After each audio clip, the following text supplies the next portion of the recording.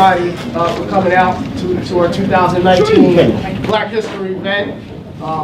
You know, if you could just give yourselves a round of applause for making it out today. It's a large group, an amazing group. Many of you are coming from all ends of the county. Some folks are coming from outside of the county, and you know, we're really excited about getting this program underway. I'm going to start with a few housekeeping items before we get into the program. If anyone has to use the bathroom, there's a back entrance in the far corner. We have a couple committee folks that will help you get out. There's a bathroom as soon as you get out there.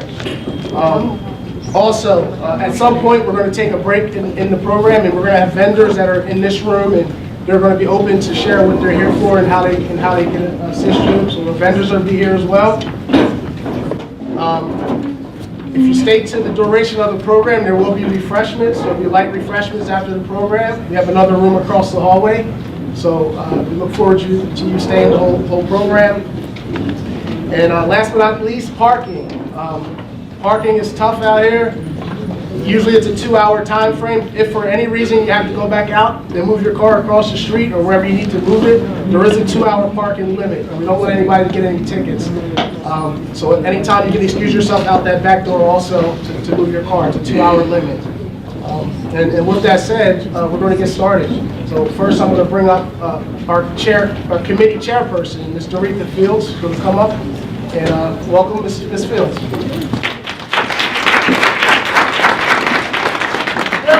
Good morning, sunshine. Good morning. Thank you all so much for coming to our 2019 Black History Month program. Now that the program is going to be officially open, it's going to be opened by our director, Montgomery County Department of Health Human Services. And we're going to bring up this very fine director. Her name is Tara Golding. Give her a hand.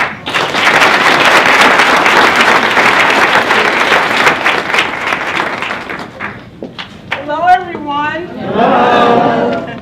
And again, welcome to the 2019 Montgomery County Black History Month celebration. First of all, I'm really excited. I know that everyone worked really hard, so wonderful to see the fruition of hard work and heart. But I'm going to open just with a quote by African-American author Richard Wright that appears in a book, The Warmth of Other Suns, by Isabel Wilkerson, which is the epic story of America's Great Migration. I was leaving the South to fling myself into the unknown. I was taking a part of the South to transplant in alien soil, to see if it could grow differently, if it could drink of new and cool rains, bend in strange winds, respond to the warmth of other suns, and perhaps to bloom.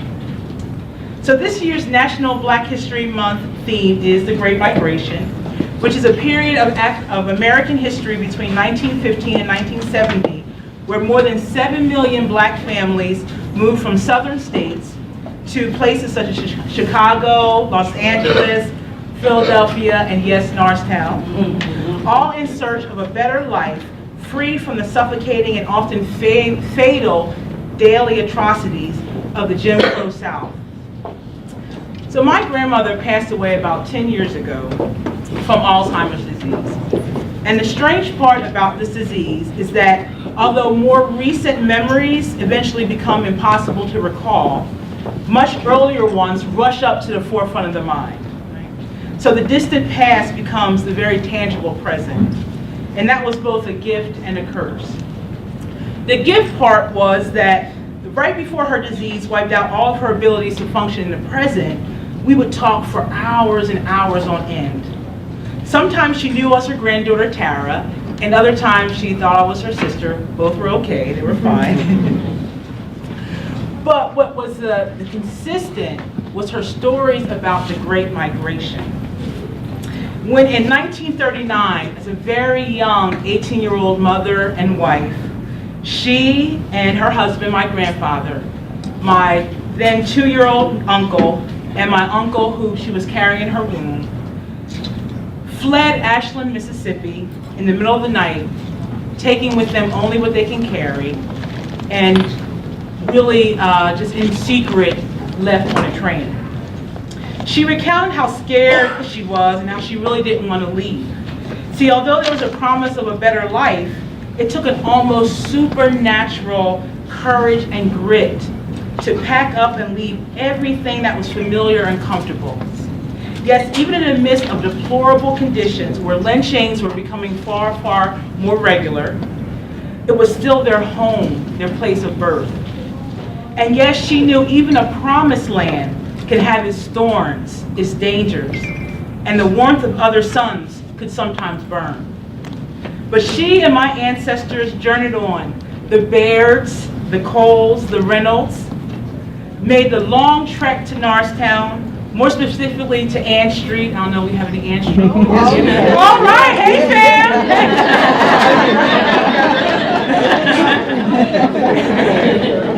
And they built a new life, a life that continues to persist and thrive today, many, many generations later. And yes, the warmth of other suns helped my family to bloom. So as we gather today, I invite you to hear not only the struggles of our people, which were many, but hear the resilience of a people driven by dreams of a better future for themselves, for their children, and for their children's children. To hear not only the pain, which was great, but hear the perseverance of a determined people ready to reclaim their freedom and their very basic right to express their God-given personhood and humanity. I invite you to hear not only their trials and tribulations, which were oftentimes treacherous, but also hear the many, many triumphs of a people who rooted themselves in unwavering faith and audacious hope. Again, welcome in, enjoy, learn, listen, and join in as we take this time to celebrate Black history. Welcome.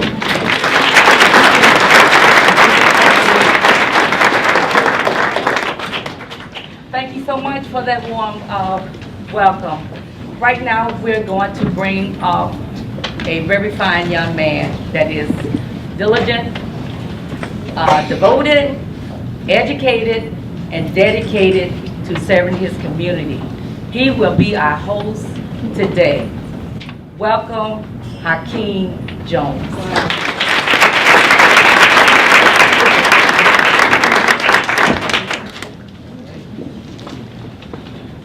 Good morning. Good morning.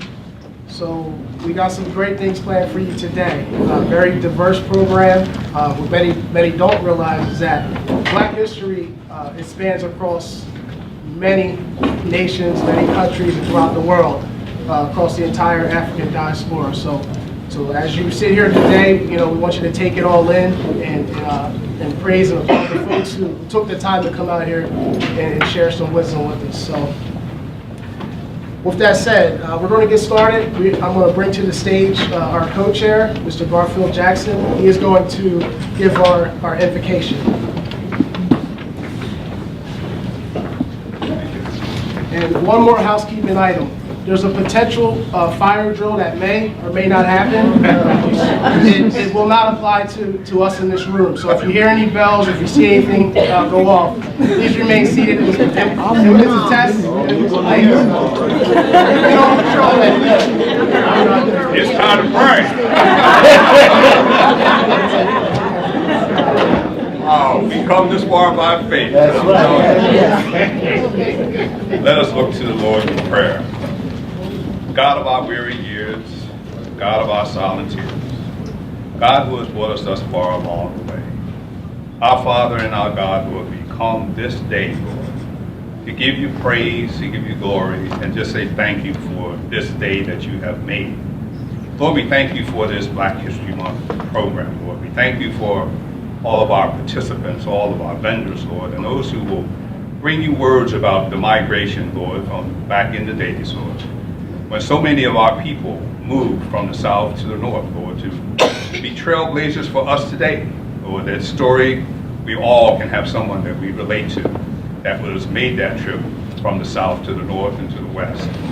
So, Father God, we ask that you just continue to be with them today. Bless us and keep us. Bless this committee, Lord, who has worked diligently, Lord, for the last few months, Lord, as we present this program. We thank you all for being here today. We enjoy you being here. We ask that you just listen diligently to our program, and we ask these things, Lord, and that all God's children say, amen. Amen. All right, so let's get started. The first young lady I'd like to bring to the front is a dynamic young person. She's a local Norristown area school district student in high school. She has a powerful voice, a great heart, and she's on her way to great places. So I want to welcome to the front Miss Denavia Williams. If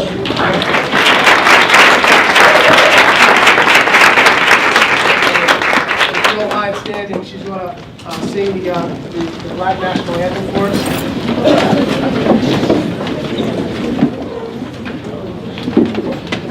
So David's going to sing through the first two verses, and for those in the crowd who want to join in, you're more than welcome. And if you open up your program, there's actually the words, for those who may not know them. Denavia Williams. Lift every voice and sing, till earth and heaven ring, ring with the harmonies of liberty. Let our rejoicing rise high as the listening sound. Let it resound loud as the rolling sea. Sing a song full of the faith that the dark past has taught us. Sing a song full of the hope that the present has brought us. Facing the rising sun of our new day begun, let us march on till victory is won. Stony the road we trod, bitter the chastening rod, felt in the days when hope unborn has died, yet with a steady beat and not a weary beat, comes to the place for which our fathers sighed. We have come over a way that the tears have been watered. We have come treading our path through the blood of the slaughter. Out from the gloomy past to mountains steadfast, where the white gleam of our bright star is cast. God, Weary years, God of silent tears, God who has brought us thus far on the way, thou who hast found thy light, let us into the light. Keep us forever in the path we pray. Bless our feet, stray from the places our hunger we met thee. Bless our hearts, drunk with the wine of the world we forget thee. Shadowed beneath thy hand, may we forever stand, true to our God, true to our native land.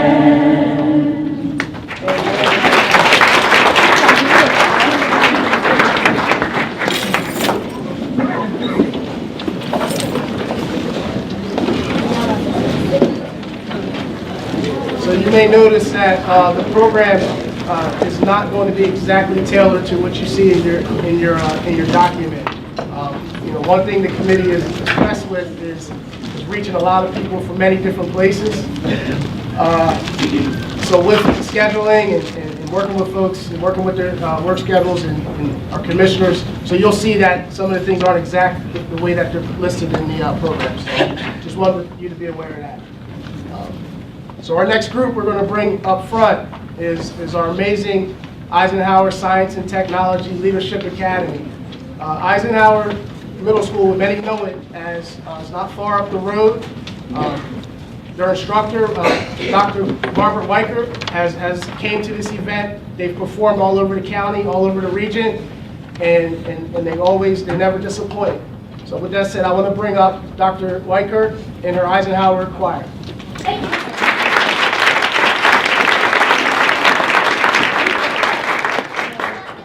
It is such a blessing and a pleasure to be able to be here with you today. Thank you for inviting us yet again. The story is really the students. Each one of these students has a voice to tell. I'm looking at this, where are you from? Our students may tell you they're from Norristown, and that is true, and that is something, I'm from Norristown, something to be tremendously proud of. However, these students share a story through their music, through their ancestry, and we are looking forward to hearing that today. We have just a few selections for you that we'd like to present, and the first is actually a selection by Jessica and Anissa, two amazing vocalists for you. So provided technology works the way it should, ladies, come on up, and I'm going to control their sounds to the best of my ability, and we are delighted to welcome a very nervous but talented Anissa and Jess. Let's give them a round.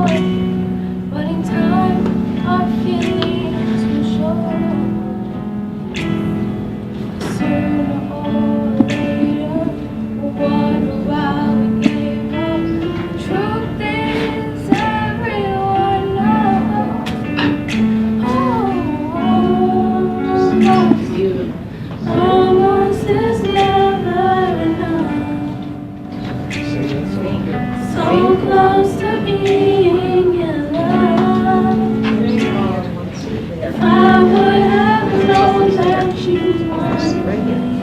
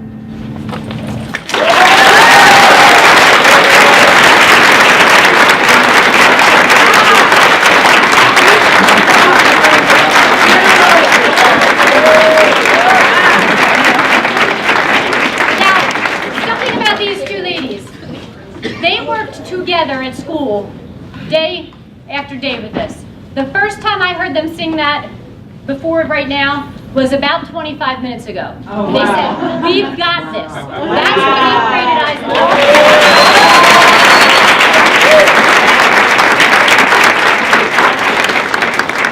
Eisenhower. Good morning, everyone. Good morning. So Emily Figueroa is a flute student at Eisenhower, and she's going to play a very important song from the Civil War era. You may know it as John Brown's Body. Then it was made into Mine Eyes Have Seen Glory. And lastly, known as the Battle Hymn of the Republic. Emily is going to play it on flute, but apparently if you know the words to the 5th verse, it brought Abraham Lincoln to tears. So it's a very important song, and Emily's going to play it right now.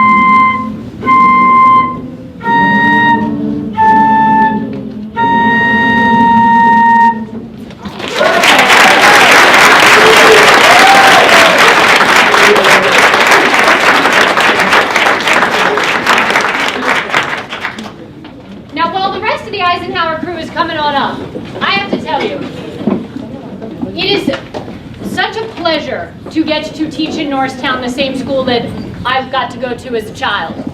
And it is such a pleasure to be able to teach the children of people that I went to school with. And it's such a pleasure to teach now the children of the children that I have gotten to teach. And whether it is a PA that I got to go to school with and teach all the PA kiddos, or whether it is, goodness, a Banks, or a Drix, or whomever. I don't have little babies of my own. These aren't just my kids. These are our kids. Yes. This is Norristown. Right. We are proud of these students. Yes. As such, the final selection that we're performing for you this morning is called Believer. And originally we weren't going to include this in the concert, but when the students came up to me and said, we want to sing this, and I read the line in it, you're the face of the future, the blood in my veins, I knew this was the song for us. They're the face of the future, the blood in our veins. Please enjoy with Gabe PA on drums, Believer. All right.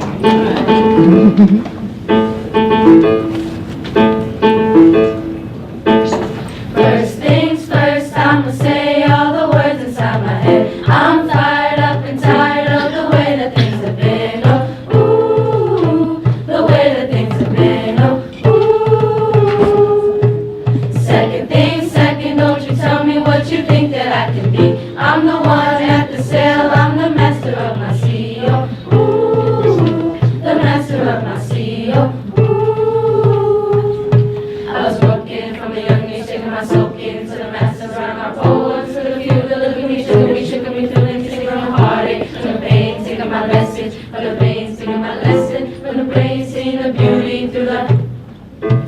Hey, you made me a believer, believer. Hey.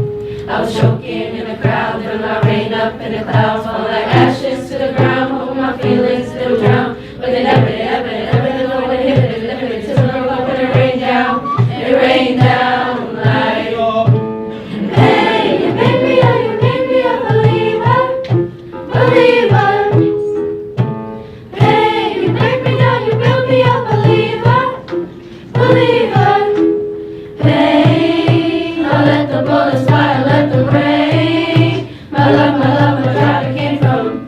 Hey, you made me a believer.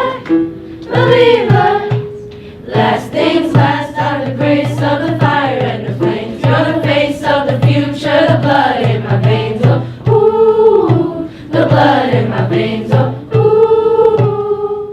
But till I broke up and it rained down like. Hey, you made me a believer. Hey, you break me down, you build me a believer. Hey, no, let the bullets fire, let them rain. My love, my driver came from. Hey, you made me a believer.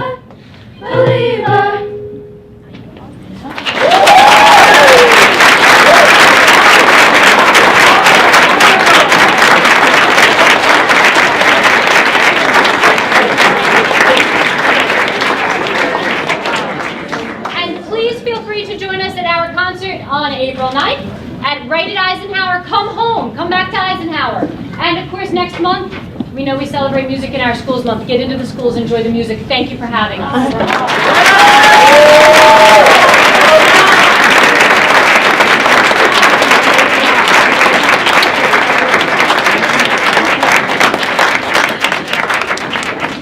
Somebody better call the boys.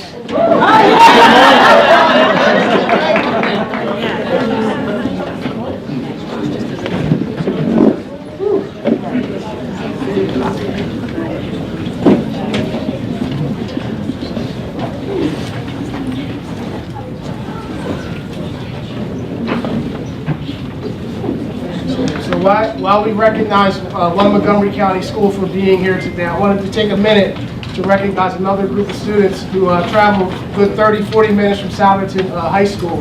So if you look to the back right, I want to thank you guys for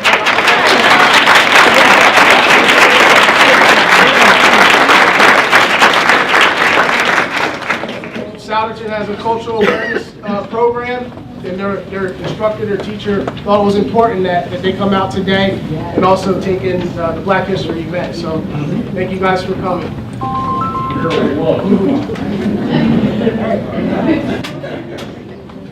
So we are approaching our first guest speaker, our first educator of the day.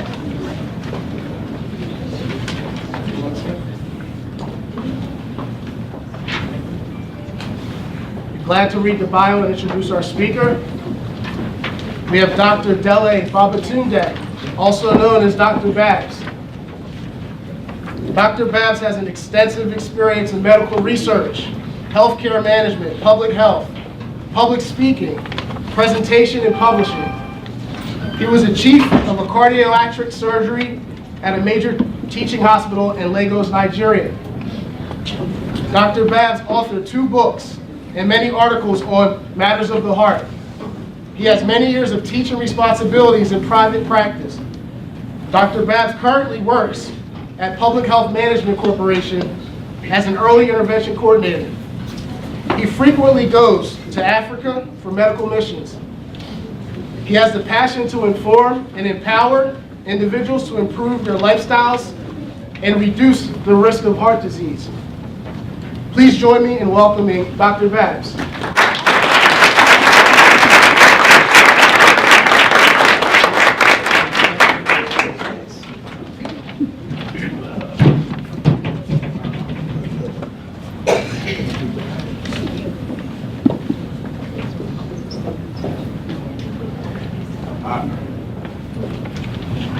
Thank you very much, and I'll try and increase my voice. First, let me thank the organizers of this program for inviting me for this wonderful occasion. And I have such a short time, 15 minutes is so short, but I'll try and take the time as much as possible. Today I have a very interesting topic to discuss, a little digression to the theme. But the main reason for this is that now we're here, and the statistics are not very favorable to the minorities, particularly the African Americans. And if you look at the statistics as a whole, what happened 50 years ago and what we have now are totally different. 50, 60 years ago, it was almost impossible to diagnose an African American with a heart attack. It was almost impossible to find one that has diabetes. But the story is totally, completely reversed. And so, for the next 10 minutes, let's look together what happened. Let's look at some of the slides that I put together to inform us.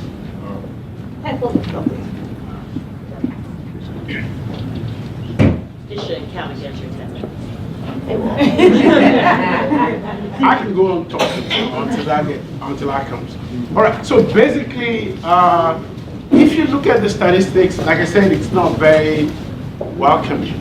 But to look at the fact that we're just, African Americans form about 12% of the total population, and we're having issues that is actually much more than 4 times, the average population.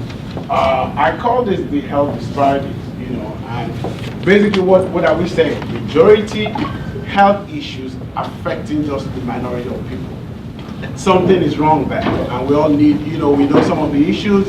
We know that, public health issues, education, we know, money issues. But if you look at a place like India, in Asia, where they only spend about $2 per person on health, they still have a longer, living, they live much more, 5 years, much longer than even the best of us here. Something is wrong.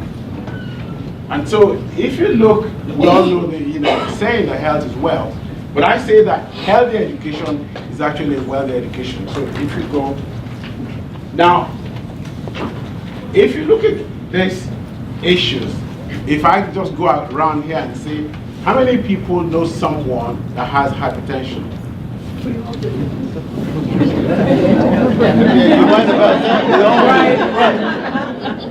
How many people know someone who might be struggling with weight issues? Right? How many people know someone with heart disease?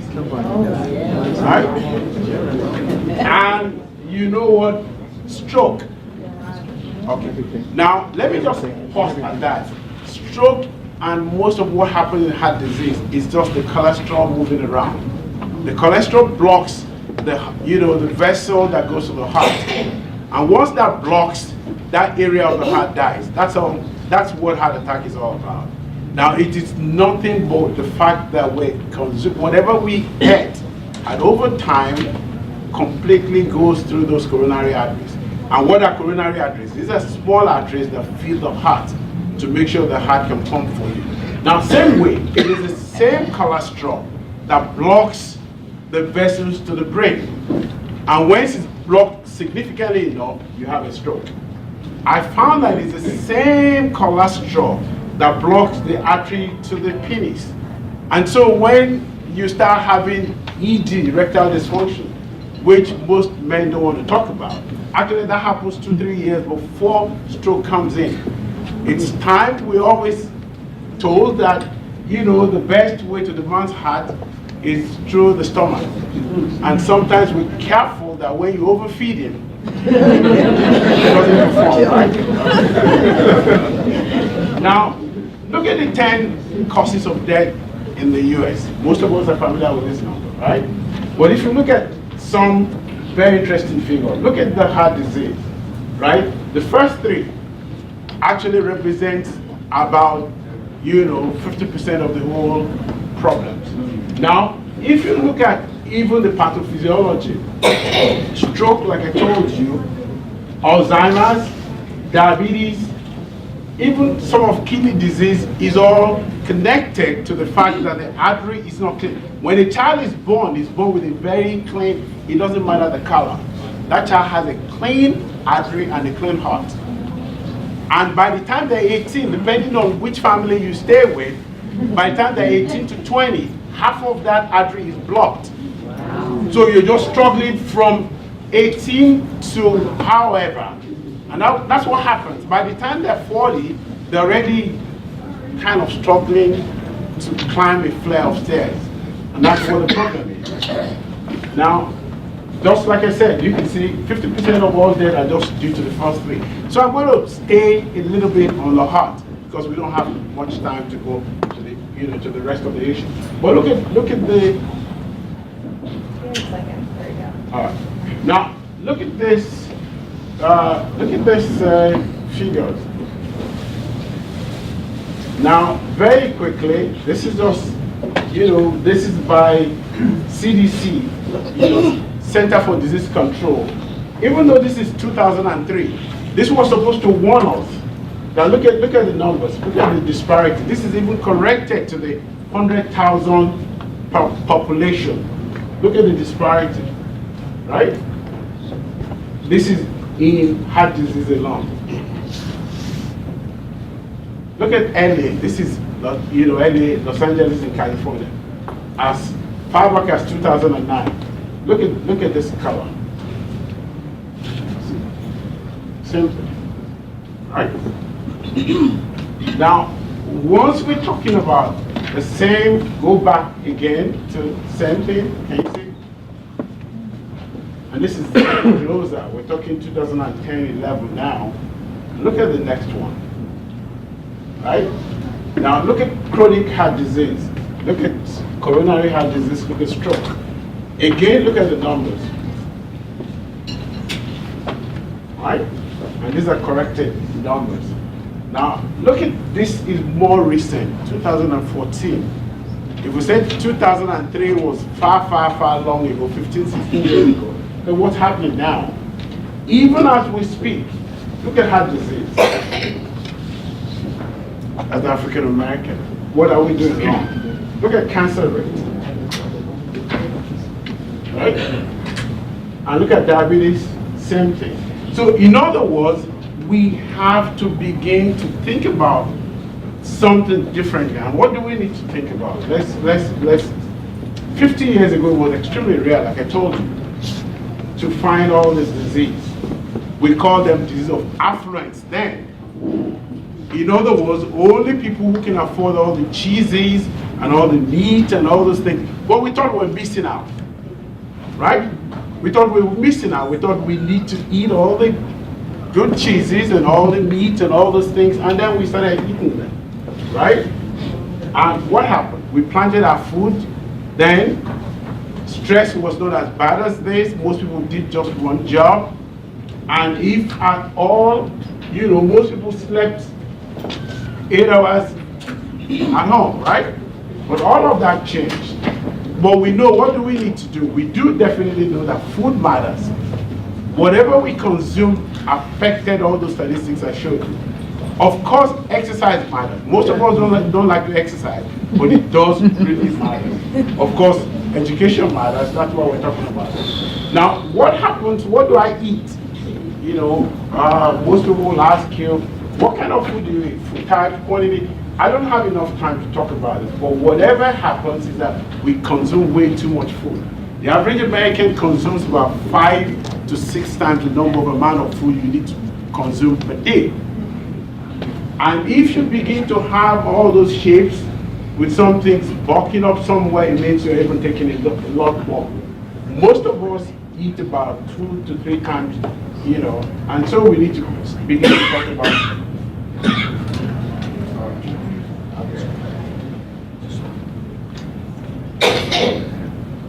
Sorry, I'm trying to get used to this right now. All right. Now, look at the, Michelle helped us to put this together, Michelle Obama.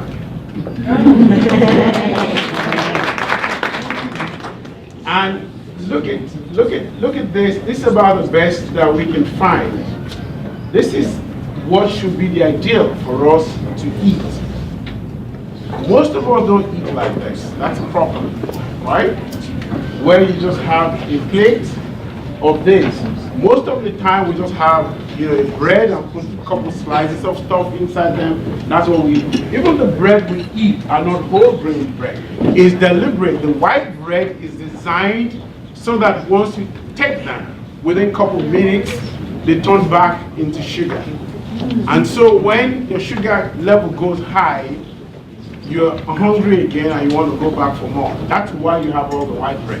If you try, and most of you know, if you try and eat some of the, the whole grain bread, you discover that 1 or 2 slices is enough to fill you for the whole day. So if we begin to change, Martin Luther King Jr. said, if you knowing the right is totally different from doing the right. A lot of us know what is right, but we choose to do what we want to do.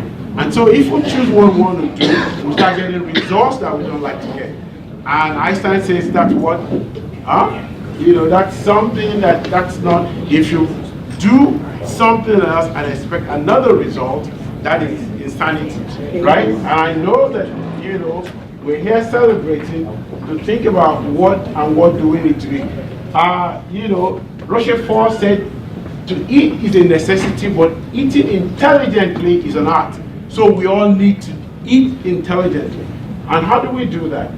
The Chinese proverb says, anyone who neglects whatever they're consuming is wasting is wasting the time of the doctor. You can go on, and they tell you your sugar is 300 milligrams, cut back, do all of this, and come back 3-4 months later, it's still way up there. That shows you're not following the instructions. And let's see. One of the things that I showed in that plate, the plate is not complete until you add exercise to it. In other words, most of the time when we consume 2 to 3 times the amount of food that we eat, the only way we complete our digestion is by exercising. As interesting as we don't want to hear or talk about it, what is exercise? Exercise is simply moving your muscles to actually give you better health. Now, when you do that, you break down all the cholesterol, you break down all the sugar, you break down excess things that goes back to what actually blocks the artery. And except we factor that as part of what we need to do and see exercise as part of daily living, exercise as part of eating, then we're missing out on something very important.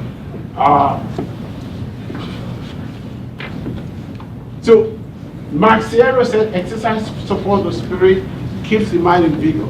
It's so important that even, he said this way back before Christ was born. Can you imagine how long ago that was? Over 2,000 years ago. In fact, some people that are now diagnosed with cancer, some people who had disease, if they consistently exercise, the disease starts to come down all within a couple of weeks. It's as good as that. There are a lot of researches to show that. There are various exercises. I'm not going to go through all of that because of time. I'm sure I have 1 or 2 more minutes, but I might finish. I have 1 minute. Okay. All right. So, exercise, normally, it's something you deliberately do. Definitely, there are a couple of things that stretching is one very important thing we start with. But once you stretch, you actually want to do some kind of aerobics. We saw some of those, the music, you can dance to the music, you can walk, you can swim, you can do so many other things. But if you don't consciously do that, actually, I always like to, for this presentation, if you are able and you're not, you don't have a passion to exercise and you don't have any doctor order, I want to take everyone to get up for another couple of seconds, and then we'll stretch together. Can we do that, please?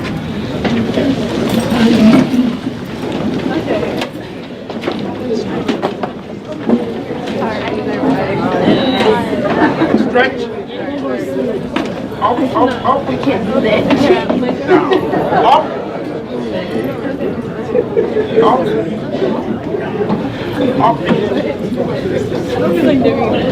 Let's go to the right.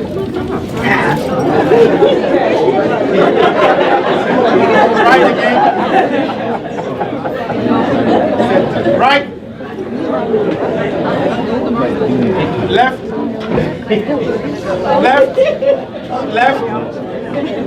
Back.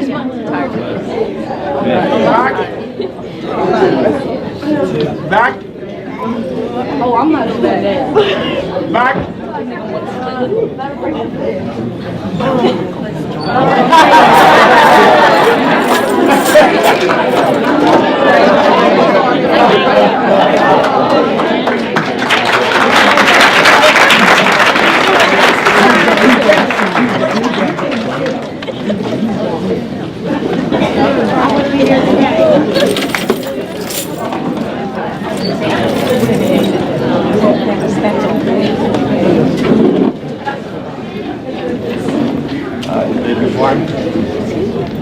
What did you say? You go where?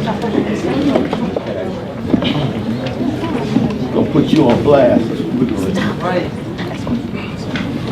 So as Dr. Bev said, numbers don't lie. So No, they don't. the better we eat, the more we exercise, the longer we live and the more healthy we are. So thank you, Dr. Bev, for giving another round of applause.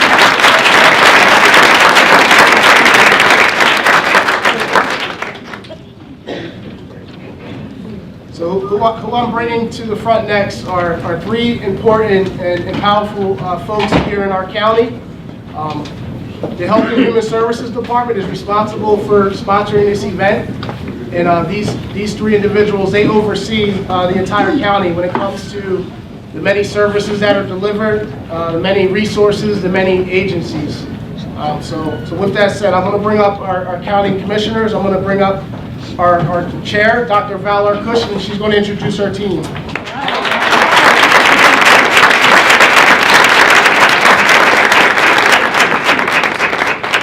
Well, good morning, everybody. Good morning. I'm Valor Cush. It's so great to see so many people here. Dr. Babatunde, I hope you should come to our commissioners' meetings because we could use some stretching during those meetings. They can go on for a while, so it would be great to have you there.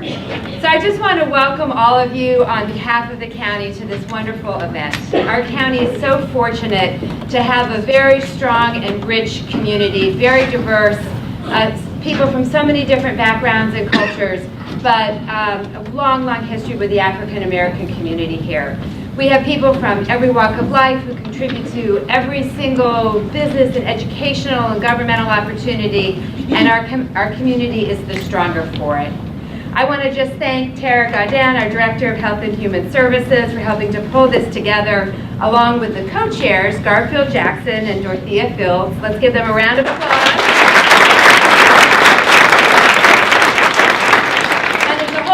People on the committee that help make this happen. So please make sure that you take a minute and acknowledge all of those folks that are here today.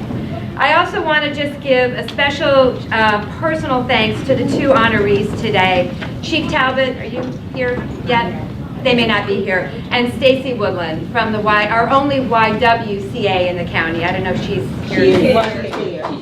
All right, well, Stacy, I'm talking about you wherever you are. Someone will have to tell her. But both of those individuals have made such enormous contributions to our community, both of them outside of their actual communities. Chief Talbot has worked so closely with the county on numerous initiatives, and Stacy Woodland, although her YWCA mostly serves Pottstown, she really looks at the whole county and the work that she does. And I'm so happy to see you honoring them and very grateful for the work that they do. This event was started 14 years ago, and so it's great that it just seems to get stronger every year. I want to thank all the folks that are here with booths and exhibits and other things and participating in the ceremony. And finally, I just want to acknowledge one other thing, which is the fact that our community is not united. I mean, I think we need to be honest about that. In my township of Springfield Township, just a few weeks ago, we had racist KKK flyers dropped in people's driveways, and we had a township meeting organized by Commissioner Eddie Graham, who's the first African-American township commissioner in Springfield Township, about a week and a half ago, that 200 people attended, I'm very happy to say. And there was enormous support from the community, and that's really what it takes. And I think that this day, like every other day, but this day most importantly, we need to look at history. We can never forget history, and we must remind ourselves that although we've made some progress, there is still a lot more work to do. And we can learn from history and pull together as the wonderful community that we are, because that kind of hate and racism is unacceptable to me. And I know it's unacceptable to my fellow commissioners. So I'm so happy to be here with you today. and together we will continue to move forward. And with that, I'd like to introduce the Vice Chair of our Commission, Mr. Ken Lawrence.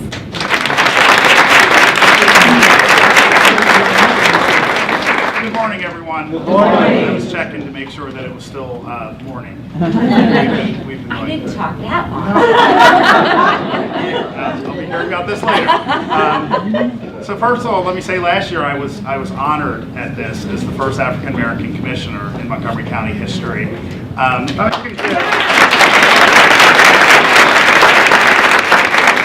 So I actually thought that rolled over, and I would be honored afterwards, but that's fine because we have very worthy honorees here today. I echo everything that our chair said about Chief Talbot and Stacy and Tara. You're being honored as well. Welcome home to Montgomery County. Went down to Philadelphia a while, came back out here, and we love the work and the leadership that you're showing here. I also have to acknowledge my friend, Councilman Terry. How are you? Good to see you here in the borough. People often ask me how I feel about being the first African American commissioner, and I always respond that it's not a big difference because I've been African American my whole life. But I feel when a barrier falls for any people, it falls for all people. And what's important is not that I'm the first African American commissioner, it's that I'm not the last. Right. Because we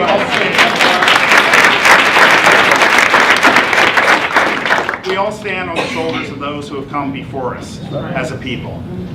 Black History Month is because for a long time, Black history was ignored and excluded. And it's American history. It's a part of the fabric of this community. African Americans have been there every step along the way. So when people say, well, why Black History Month? It's because it wasn't acknowledged. So I want to commend the employees here who have put this on for 14 years on to make sure that we remember.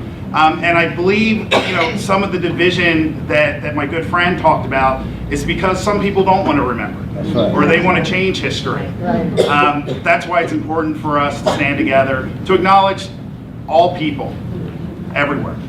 And that's my commitment to you as a commissioner. So thank you, Commissioner Gale.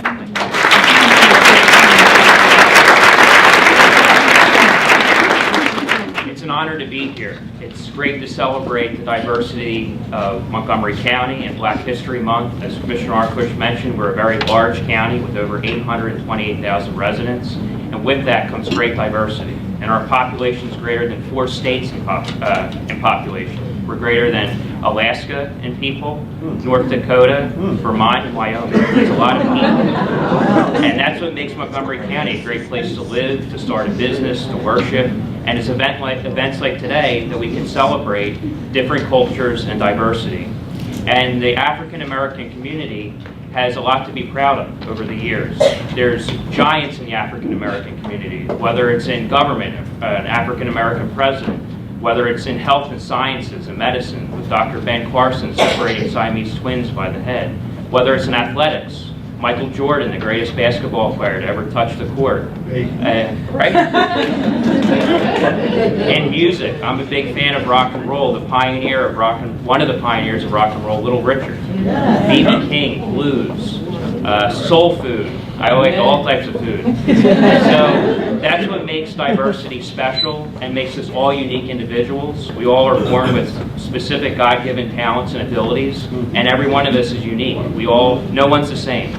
But we all can celebrate our heritage, our culture, and what makes us special individuals. And today's events like today put a spotlight on that, and I'm thrilled as County Commissioner to be part of it. And right here on the Board of Commissioners, you see diversity. The first female chair of the board, first African.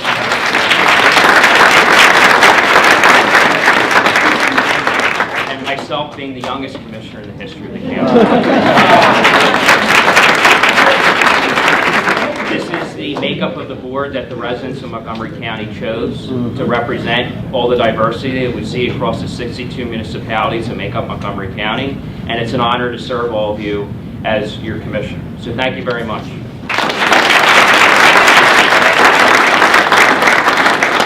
have a proclamation from the Street Commissioner. So Terry, the other organizers want to come, or any of the committee that's here who wants to come? Come. The more the merrier. So what we'll do is we'll bring up the committee, the Health and Human Services Black History Committee. If you, all these people that served on this committee to make this happen today, could you please come?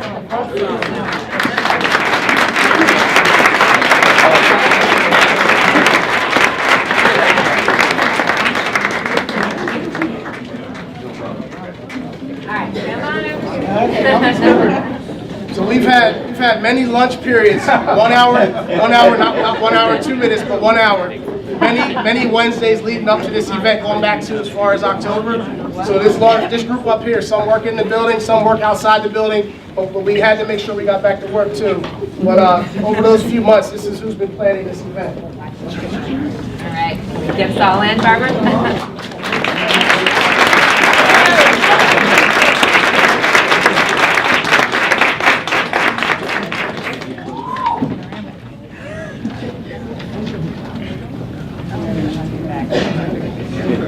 All right, we good?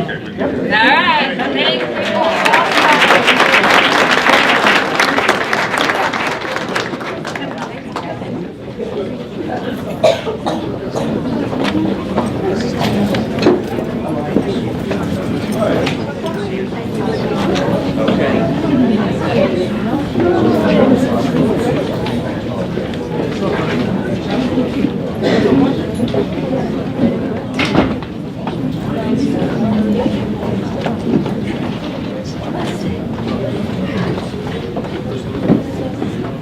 Looks like we may have a microphone before the end of the day.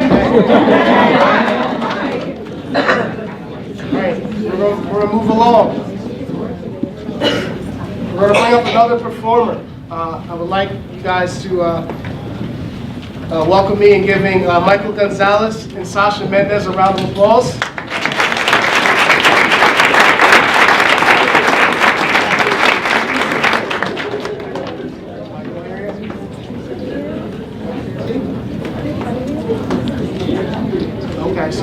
So they're not here at this minute. We're going to move on to our next speaker. And now that we have a microphone, it works out perfectly. All right.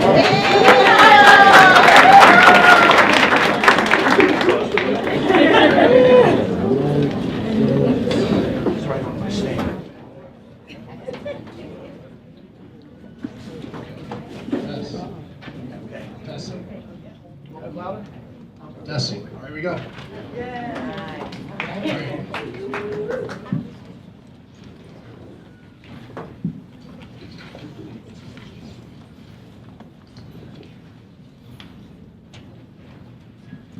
Our next speaker, Reverend Dr. Marsha Brown Woodard. The Reverend Dr. Marsha Brown Woodard is a graduate of Ottawa University in Ottawa, Kansas, the Eden Theological Seminary, and the Lancaster Theology Seminary, Lancaster, PA, from which she received a Doctor of Ministry degree. She is a native of St. Louis, Missouri, and was licensed and ordained by the Antioch Baptist Church. She currently serves as the Deputy of Supervised Ministries, Academic Advisor, and Senior Lecturer in Christian Ministry at the Palmer Theological Seminary of Eastern University in St. David's, PA. In addition to her ministry at Palmer, she serves as the resident chaplain for the Biblical Institute of the Zion Baptist Church of Ambler, also. She also has a weekly broadcast that airs on Wednesday on WNAP Gospel Highway 11. She has served as pastor on the pastoral staff of congregations in Pennsylvania as well as in Missouri. Dr. Woodard has preached and conducted workshops, seminars, and retreats throughout the United States as well as in Africa. Her sermons have been included in numerous publications, as she is the author of I Was Tired Today, and I Chose to Thrive. She was the writer for the student book and leader's guide for the fall of 2017, quarter of the Judson Bible Journey for Adults, and the Adult Church School Curriculum for Judon Press. Dr. Woodard is a member of the Saints Memorial Baptist Church in Bryn Mawr where she serves as a senior associate. Please put your hands together for Dr. Marsha Brown Woodard.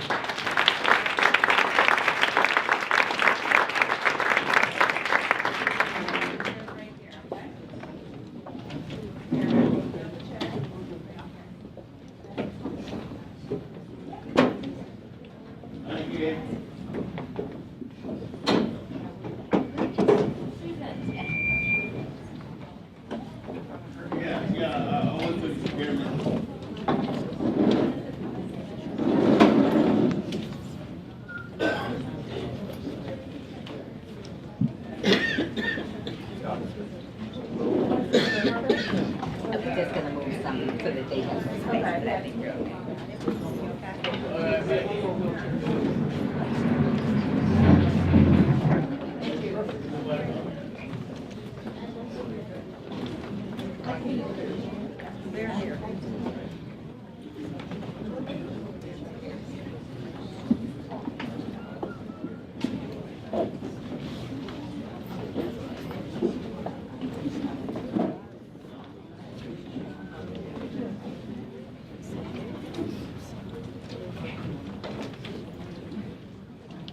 Good afternoon.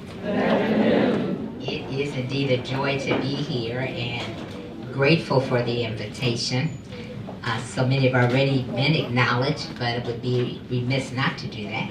So I'm really grateful to meet Ms. Gardine, and glad I got here to hear you, as I think I'm going to use just a little bit of that. All right. But also to the chairs of this event, to Mr. Jones and Ms. Fields, and then to our wonderful master of ceremony for today, Mr. Jones. Let's give them all a hand.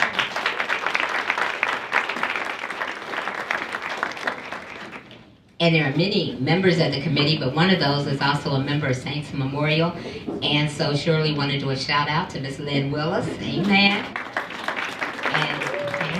And there's some other Saints Memorial folk in the house. And I see at least one Zion Baptist Church person in the house. And I don't think I see any Palmer or Eastern folk in the house, but in case you are, you got to do all the shout outs because you got to go back to all of those places. Oh, y'all don't understand. But it is good to be here and to have this opportunity where you're focusing on migrations. And it's been interesting even in these weeks as I've been preparing. But last week I had the opportunity to be in Birmingham. And that's why when you started sharing, it touched. Because while we were in Birmingham, we went over to Montgomery. And in Montgomery in the last year, about a year ago, the Equal Justice Initiative opened a museum and opened a memorial. And the memorial is to lynching. It's the only one in the country. It's a powerful experience. But one of the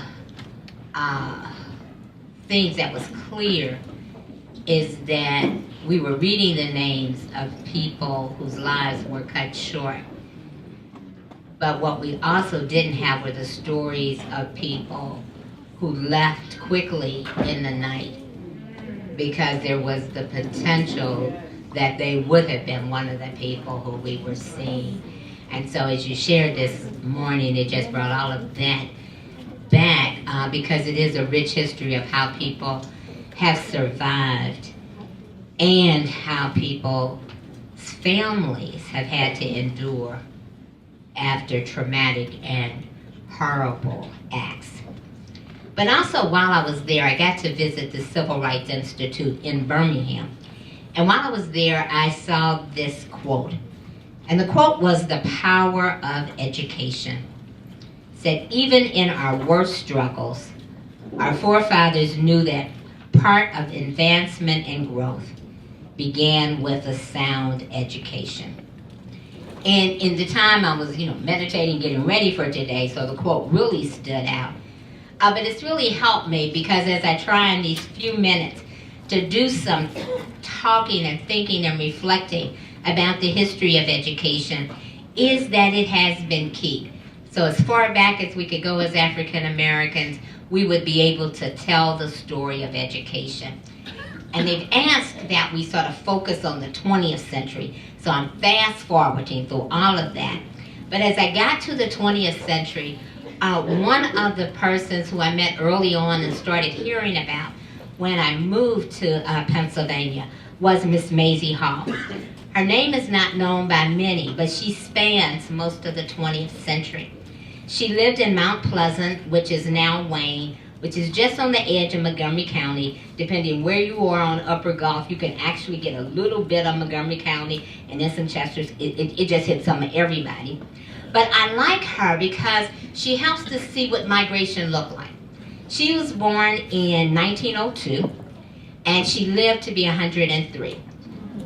Somebody ought to say amen. She graduated, though, from traditional Easttown High School. And then she went to what was then Westchester Normal School, is now Westchester University. When she went, and I don't know if it was because, of finances, she couldn't live on campus, or if because she was African American, she couldn't live on campus. What I know is that she didn't live on campus, and she got back and forth to school on public transportation, which meant from Wayne she had to go all the way into 69th Street on the trolley, and then to get something that would take her out to Westchester and back. And so when we think about this journey, it's been a difficult journey, and when she was doing it, it was even more. She graduates in 1924 with her teaching certificate. In 1924, with a teaching certificate, there weren't opportunities for her to teach right near where she lived. So for many years, she taught in Trenton, and again, she was taking public transportation back and forth. And then for about a year, she got to teach in the school in Mount Pleasant that had been designed for African Americans. Only got to teach there for about a year because they built a new school, and when they built the new school, the principal became white because they integrated the school. And so then she taught in Camden.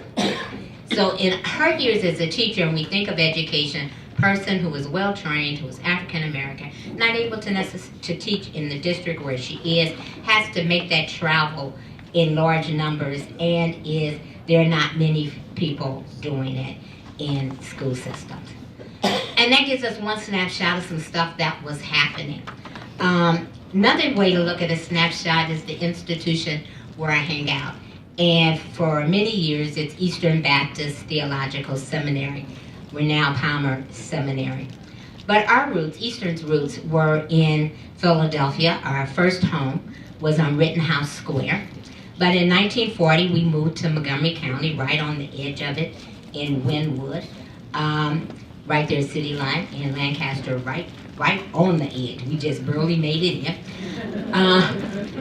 But from then until just a few years ago, we were in Montgomery County. Most of the time there is City Line in Lancaster. A few years we hung out in King of Prussia, and now we're just across the way in, I don't even know what county that is, Delaware County, in Radnor on the university campus. But when I think about us as an institution, what hits me is that we can go back in history to when there was only one or two African Americans, and we see the progression. And then we see when we fast forward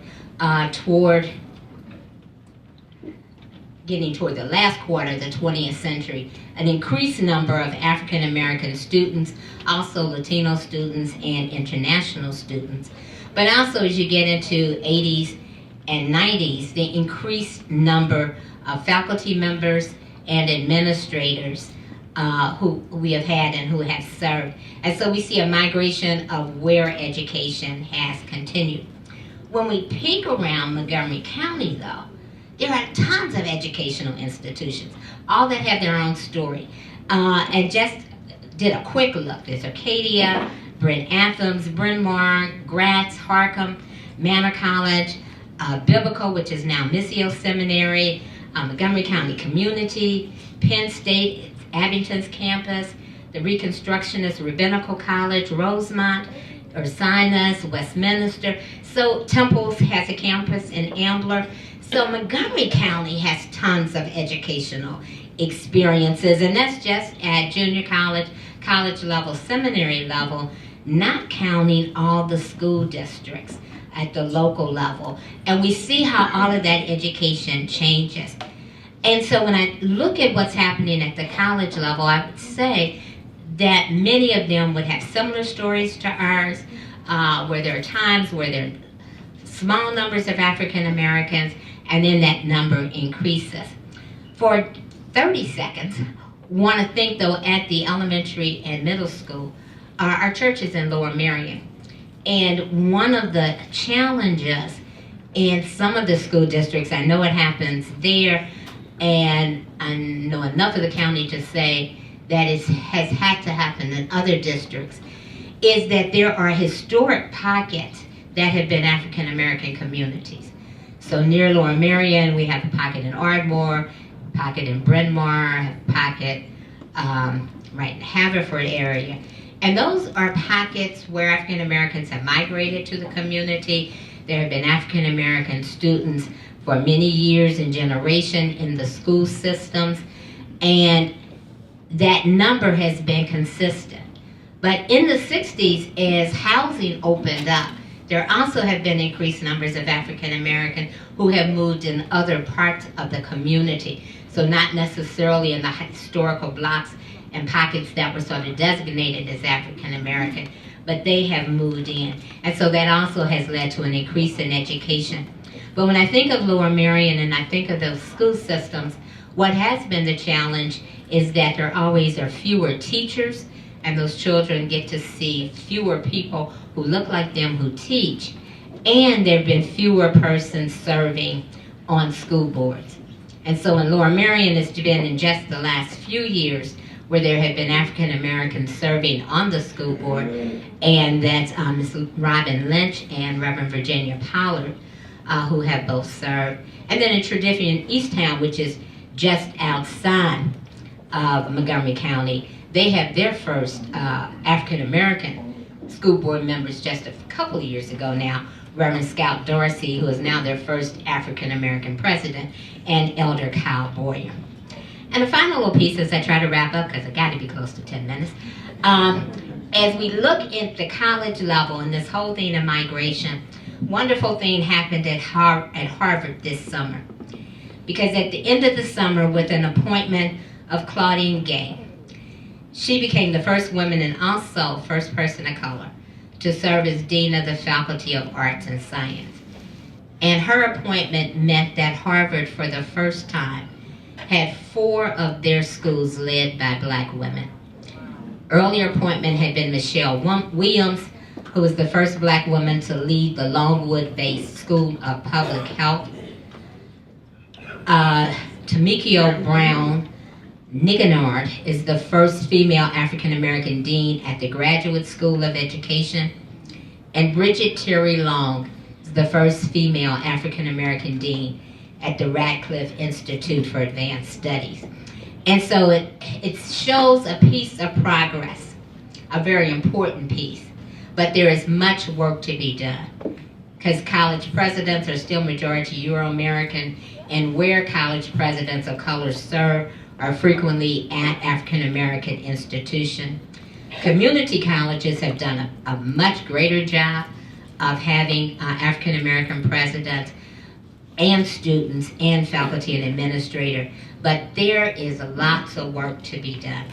So the quote that I begin with, I also end with, that even in our worst struggles, our forefathers knew that the part of the work of advancement and growth would begin with a sound education.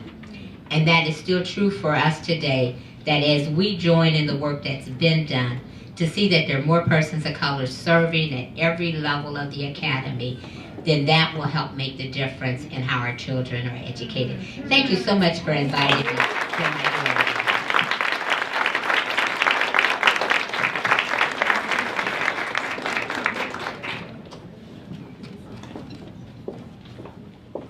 All right, thank you, Dr. Woodard.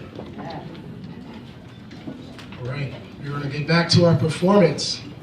At the time, they were preparing, and I believe they're ready to go now. So as I mentioned earlier in the program, that Black history doesn't just span with African Americans. It spans across the entire universe, across all diasporas. So So I would like to bring Mr. Michael Gonzalez and his sister, Sasha Mendez.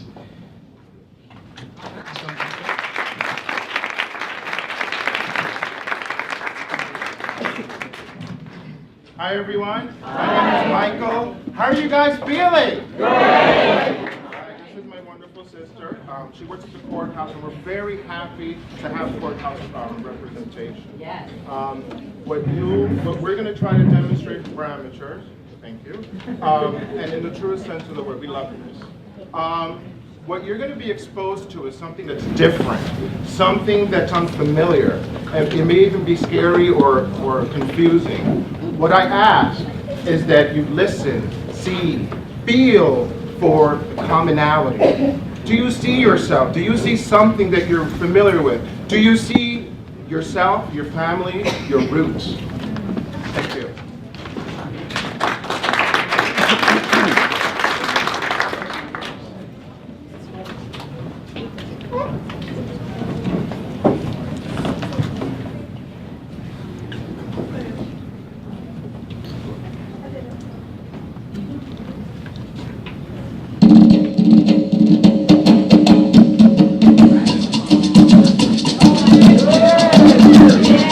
Voy a contarme la historia de la bomba y de la plena, que nació en Cañaverales, es hija de raza negra, que nació en Cañaverales, es hija de raza negra.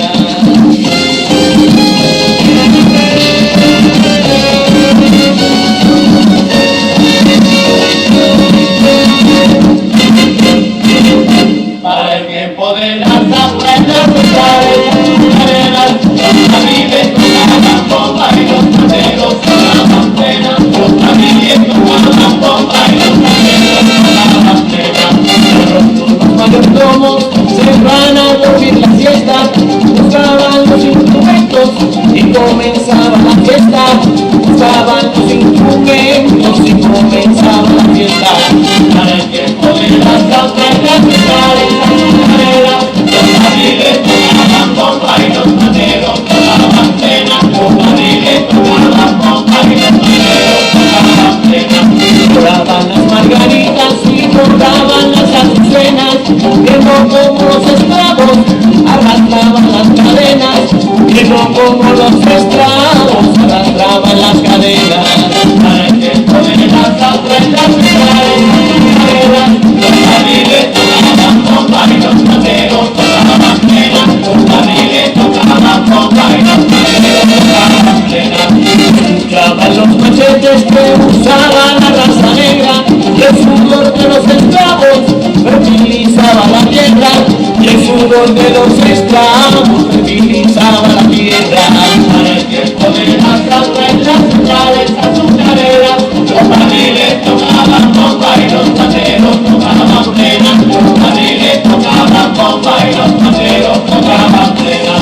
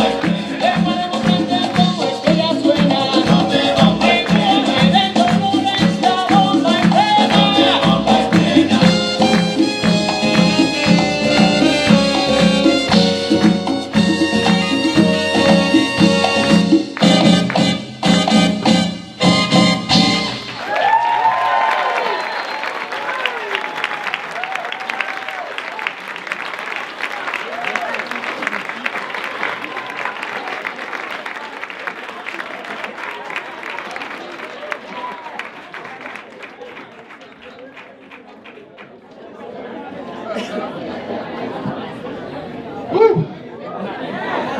I'm tired.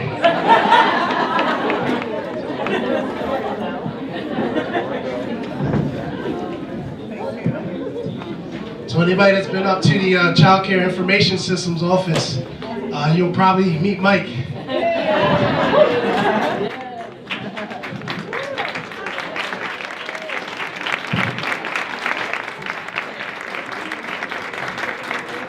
We're going to get things ready for our next speaker. Just a few housekeeping items again. If anyone has to use the restroom, there's a door right here in the back. And anyone with the labels on their chest, they'll guide you to the restrooms.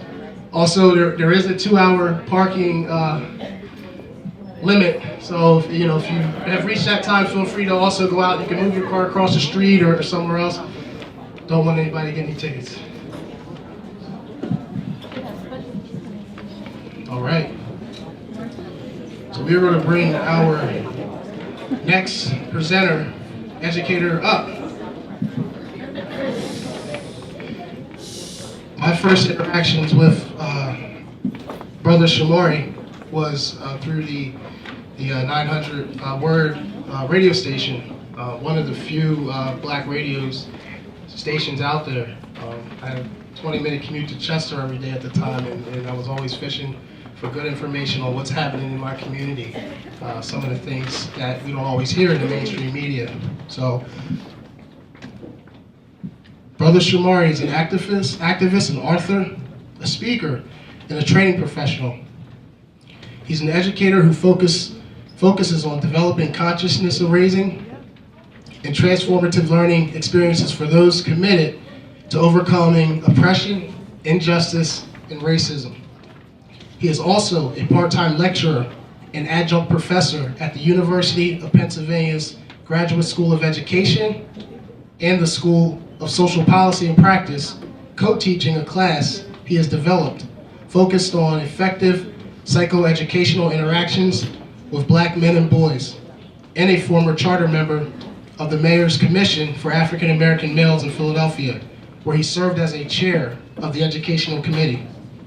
With over 35 years of professional experience, Grimes has designed and managed many social services and human development initiatives, gaining a strong background, facilitating workshops, developing curriculum and program documents, evaluating program effectiveness, and providing program development and technical assistance to many nonprofits and youth-serving organizations throughout the great city of Philadelphia and nationwide.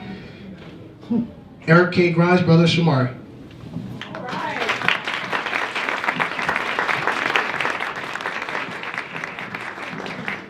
Greetings all. I see people, I don't hear anybody. Greetings everyone. I won't be before you too long. I got about 10 minutes and I'll use it. I'm sorry I missed the beginning and I'm going to have to leave because I thank to shout out to the brother and sister who just gave us that wonderful diasporic flavor into the room. I'll be doing I was over to get my little djembe practice in because I have to leave here and get to Fort Washington. We have a performance coming up afterwards. So I thank them for putting that spirit in the room. And so they made me talk about something. I'm talking about something a little different than I planned on, and hopefully I'll get back to this. But when we talk about migration, I think it's important that we remember, number one, what we're talking about. What is migration? What does it simply mean? Movement, right? And I think it's important during Black History Month, particularly for us as African Americans, that we remember that we were moved and moved before slavery. Right? Sometimes we forget that we as African descended people have experienced the world on our own terms before this great ma'afa called enslavement. So that when you see African presence around the globe as a function of our own migration and or forced migration, when it gets represented in the dance and the drum and the song that we just saw, we have to remember that's because we are a people who have populated this globe one way or another. And when we move, we take our culture with us. And so it was good to see that remembered. I think that there are other places in the Americas that do a much greater job of connecting their presence in that migration to the culture that they came from. And that Africa is inside, and it keeps on waving, it keeps on coming, it keeps on beating. And I think that we have to honor that as we honor our history, because in that dance that they were doing, we have to understand that that's a significance, there's culture there, because the drum traveled with us. And over there, it might manifest in a dance or song like Sorcené. Then it gets over into Brazil or Cuba and it becomes a samba or a rumba, but it's still African. It traveled with us. And those dances and that words and those movements and those beats are usually in honor of ancestors. And those ancestors traveled with us. And it's an honor of strength and integrity and perseverance and power that came from the Orisha, the Loa, the Nectar. See, y'all don't know what I'm talking about now. Y'all like, okay, he done lost me now. But that's African spiritual systems. And they travel with us. And so when we're hip-hopping or rumba and dance and mambo, we are giving honor to that ancestor, that culture, and that spirit. And so I just want to take some time to honor that. Because often when we talk about migration, we go to the Great Depression, and we go to the migrations here that were forced upon us. But we are a people that also, wherever we go, we've left ourselves. Not only for ourselves to partake of, but for other people to pick up on and add their own flavor to a foundation that we have left for them. So before I go any further, I just want to take a moment of silence and give honor to that spiritual force, our ancestral force that then empowers us and energizes us to be who we are and how we are today.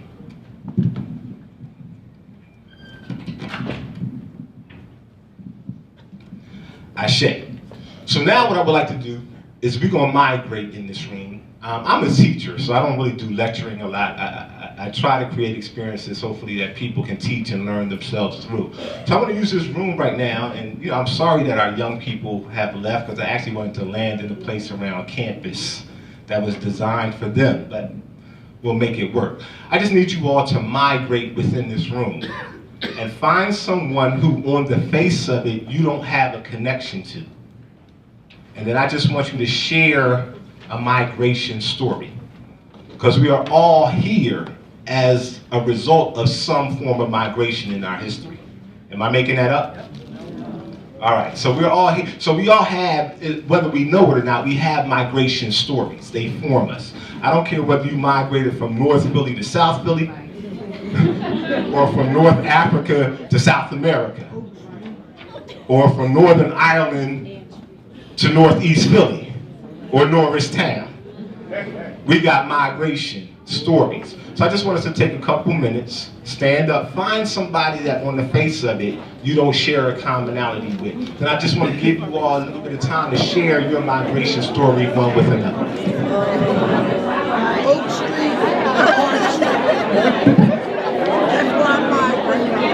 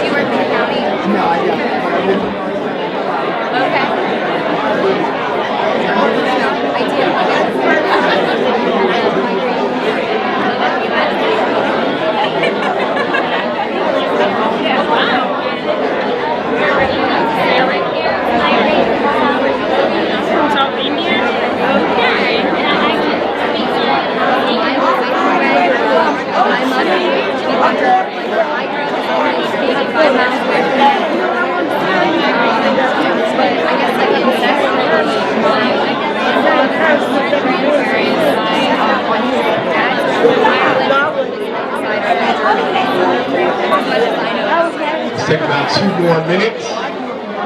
2 more minutes.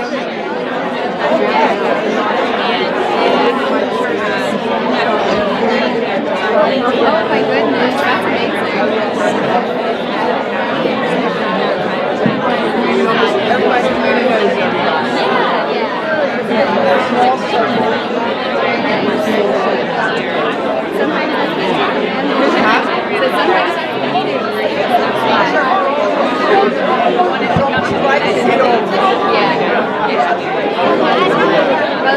Have a good day.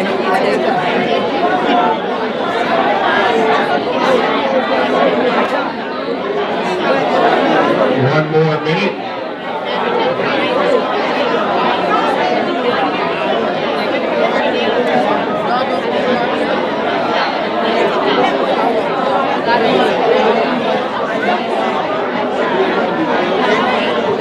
All right, let's settle back in. I go. I go. I go. I go.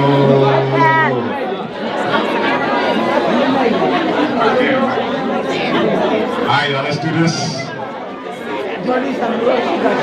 10, 9, 8, 7, 6, 5, 4, 3, 2, 1. So another thing that happens in migration is that language travels, right?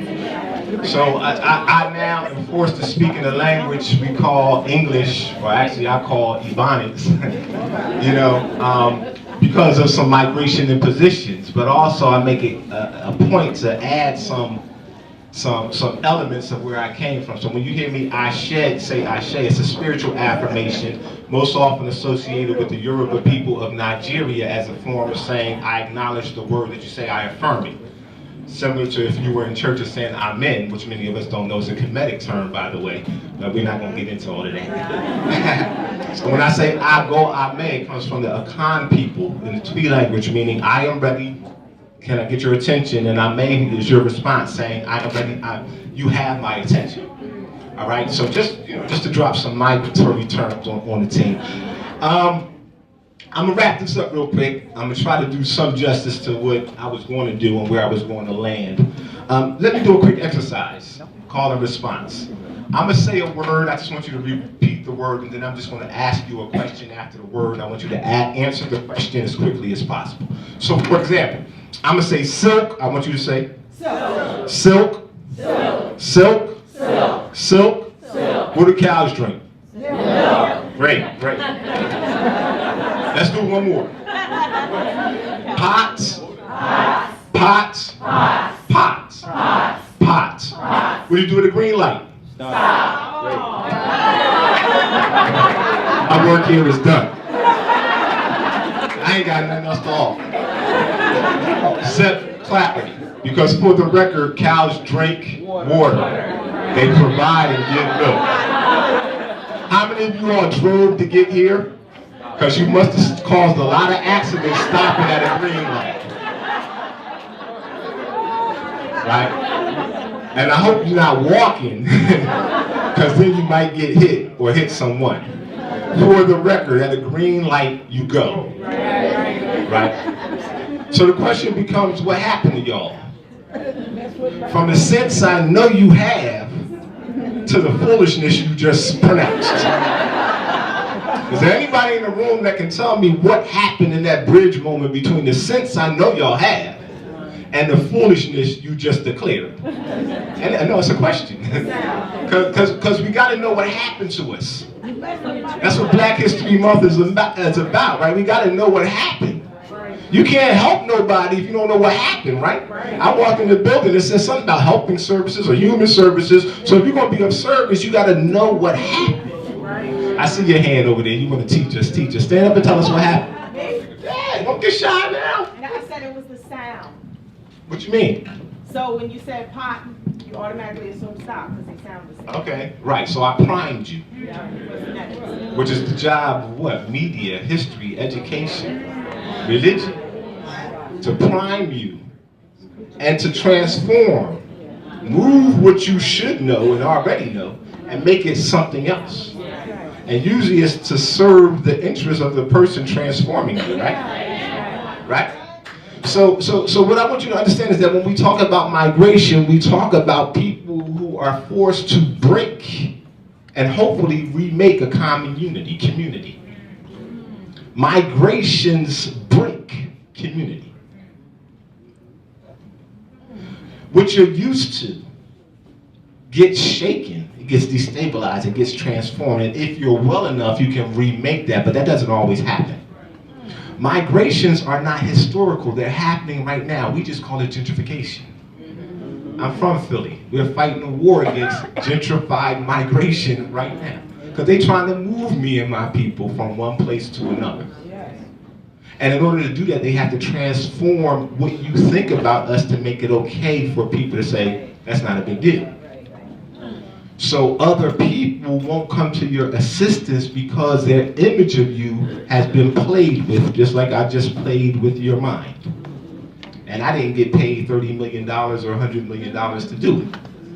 Unless there's something I don't know about Hakeem Jones. People are forced to migrate and break common unity for several reasons. One is country, i.e. war, i.e. nation states at battle. One is for commerce, human labor like slavery, or going somewhere to extract minerals, colonization. Another one is what we're experiencing now, and what I'm hoping is to land in a place where we understand the historical importance of migrations, particularly black migrations, but then how we're still being forced to migrate. We call it mass incarceration or corrections. Moving millions of black people, primarily black men, from their families and communities into state correctional, federal correctional, and local correctional institutions that will alter their mind and their sense of who they are as black men and fathers. They're being broken. Our job in reentry as policy people, as helping people, is to help them remake themselves. It's happening right now. This is not just historical. And then on the campus, which is what I was asked to talk about, because we are being migrated as black students away from campuses. I work at the University of Pennsylvania. I was at Temple University when Leah Corus declared that he's going to change the face of this campus and remake it from a community campus at that time, which had about 30% black students. And when they said black, African American, they meant from around the way. And now when you go to Temple University, which is about 14 to 15% African American students, and that term African American now includes Jamaicans, Nigerians. It's all lumped together. So they're creating a diaspora in a way, but at an expense of a particular people. So when we're in a place of saying, hey, how do we help? How do we observe them breaking, but help people who are broken remake their common unity? That's how we bring the role of migration and black migration into relevance today, because we're living in, how many people are dealing with gentrification right here in Norristown? I don't know a lot about this area. But I know that where I am in Philadelphia is probably one of the most important issues, and it's linked to incarceration, because you have to break the people before you remake their neighborhood. So when we go back and we say, well, how come when a brother or a sister was addicted to crack, they ended up doing 3 to 5? And now we see some people who don't quite look like them addicted to opioids, and they're getting needle injection centers. We gotta ask what that has to do, because that migration of black men away from their communities in the 80s and 90s for drug offenses eviscerated the sense, it broke the sense of community. How do we remake that? And we are the professionals, we are the people in this room who have the power to do so. So I want to end on that note. I just wanted us to understand that migration is not historical, and not only historical, it happened for us before enslavement. It happened, forced migration during enslavement. One of the beautiful things that came out of that is as we made a diaspora. The black diaspora is the most powerful, most centrally located diaspora in the world, the most populous diaspora in the world. We have 55 African countries. We have 70 countries outside of Africa that are helmed by or largely populated by black people. When you go to Brazil, you're talking about 80 to 90 million African people, black people. When you go to Cuba, Haiti, again, when they were dancing, that's what I was thinking about, the Cuban rhythm, the Haitian rhythms. Our people in Haiti in 1804 fighting against the largest, most powerful French army under Napoleon at the time. Guess what, America? You wouldn't have Louisiana. You wouldn't have Mississippi, because all of that was part of the Louisiana Purchase. And unless those no weapon having, no shoe wearing, machete wielding Haitian brothers and sisters beat the most powerful army in the world. forcing Napoleon to have to sell the French territories called Louisiana at that time to America in order to have money to finance his empire, because he lost. That's what we lose when we don't talk about the power of our migration. Power also migrates with the people, particularly of people who are conscious about remaking their sense of community. And that is the message I want to leave with us. Yeah, we have that history, but we also have a power of remaking that we need to use effectively. My last little story. I grew up, I was skinnier back then. I still had a big head and my beautiful brown complexion. So my people around the way called me Baba Louie. Y'all old people in the room might remember Baba Louie. He was the sidekick to Quick Draw McGraw. His famous term was "Si, senor." It was comedy, right? You see people laughing now. I didn't know it at the time. They didn't know it at the time. And I'm gonna bring it back to this dance we just saw. Baba Louie is a transmogrification. It's making fun of. It's a bastardization of a term called Babalao. The Babalao in Yoruba culture is the spiritual center of the culture. The Babalao, Desi Arnaz used to sing about it when he came over. He was on the some people shaking their head. Because I want you to understand how this culture tries to destroy your sense of spirit, your sense of community in the migrations that they force upon you. So they turn something that was a spiritual center in Santeria, the Babalao, is the spiritual head of the community. Again, transferring from Nigeria and the Yoruba lands over into wherever we land, we brought the Orisha with us. We brought the Ashe with us. The Babalao is the carrier of that culture. This culture turns that into a comedic thing. So when we see our brothers and sisters from Cuba, from Brazil, from Puerto Rico carrying that spirit with them, that's letting you know that we always have the power to make or remake our common unity. Thank you.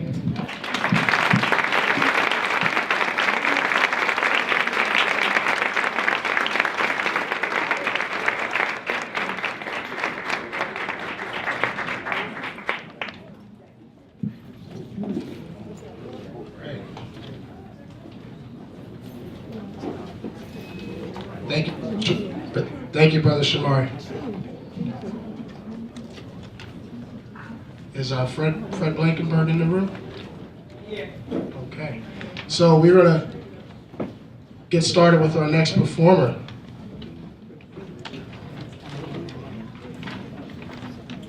We're gonna have Fred Blankenberg come up.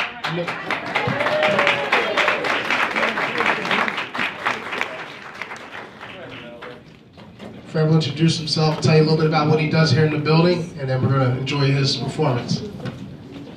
I didn't know I had to do that. I thought I was just playing the guitar today.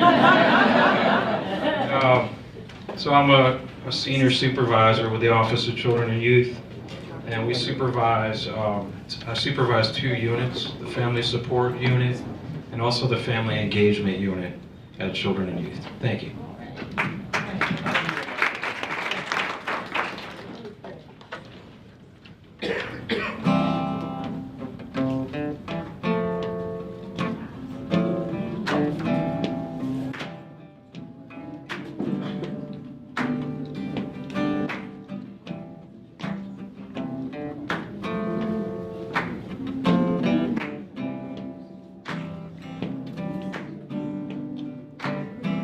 Lean on me when you're not strong.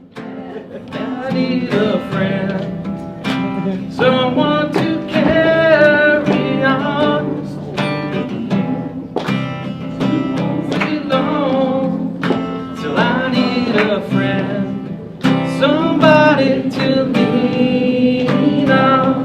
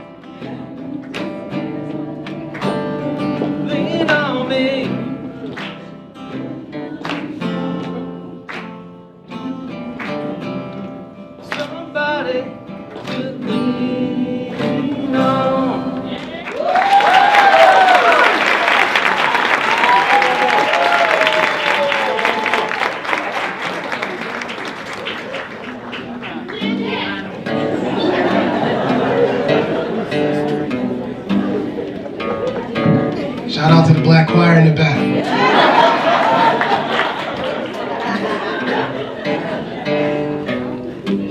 Okay.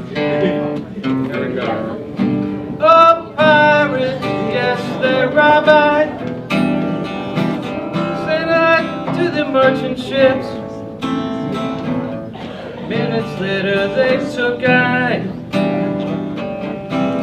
the bottomless pit. Well, my hands were made strong by the hand of the Almighty.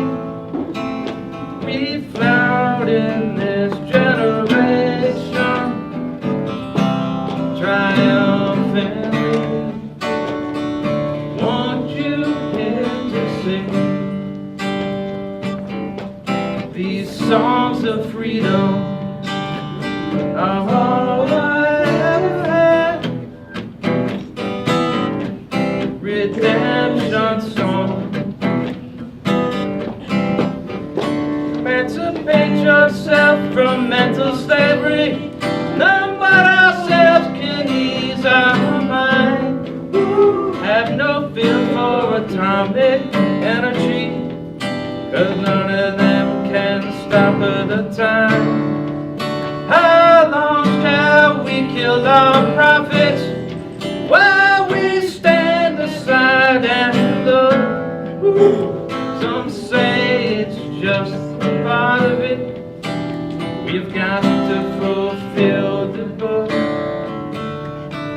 Won't you hear to sing these songs of freedom are all I ever had. Redemption song. These songs of freedom. Emancipate yourselves from mental slavery. None but ourselves can free our mind. Have no fear for atomic energy, 'cause none of them can stop at the time. How long shall we kill our prophets while we stand aside and look? Some say just a part of it. We've got to fulfill the book. Won't you hear me sing these songs of freedom are all I ever had. Redemption song. These songs of freedom.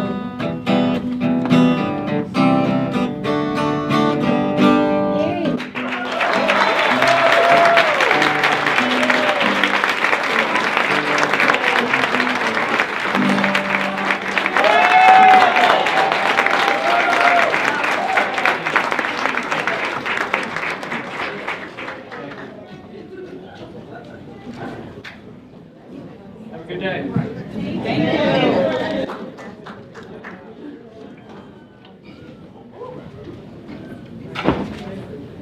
Okay, we're going to bring up our next speaker. Before we have our speaker, I'm going to just update you. We are going to have a 10-minute intermission after our next speaker, so we want you guys to stick around. There's plenty of program left. We hope that you stay through to the end. So on to our next educator and speaker.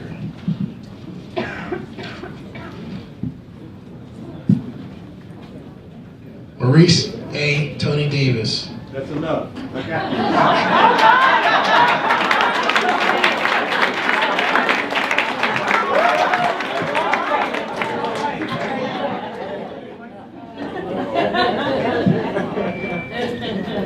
Thank you, Hakeem. Great introduction. I know these folks are ready to go eat. Get some vittles. Y'all know what vittles are, right? After coming here, I had a thing put together on my computer. I was going to break it all out, but I'm just going to go with some of the things that I normally deal with. I took a moment when Brother Shamari was on and went over and got the kids like he wanted to do. I got in their ear a little bit. And I moved my truck so I wouldn't get that ticket. I'm glad you had that reminder. But let me start out how I normally do. Habargani.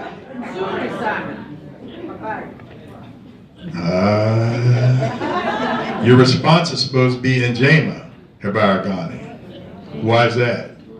You about to find out. So Habargani. Come on, y'all. Njema Habargani. Habargani. Now I got you. So that's Swahili. It means, what's the news? I bring good news to you. It may not be so good though, because there's some tough things to talk about. I can imagine what Brother Shamari shared with you, because I've been in his presence before. So I know that there's oftentimes challenges out there you got to deal with. One of the first things I pay homage to is my wife, Dr. Darlene Davis, the first African-American superintendent in Cheltenham School District.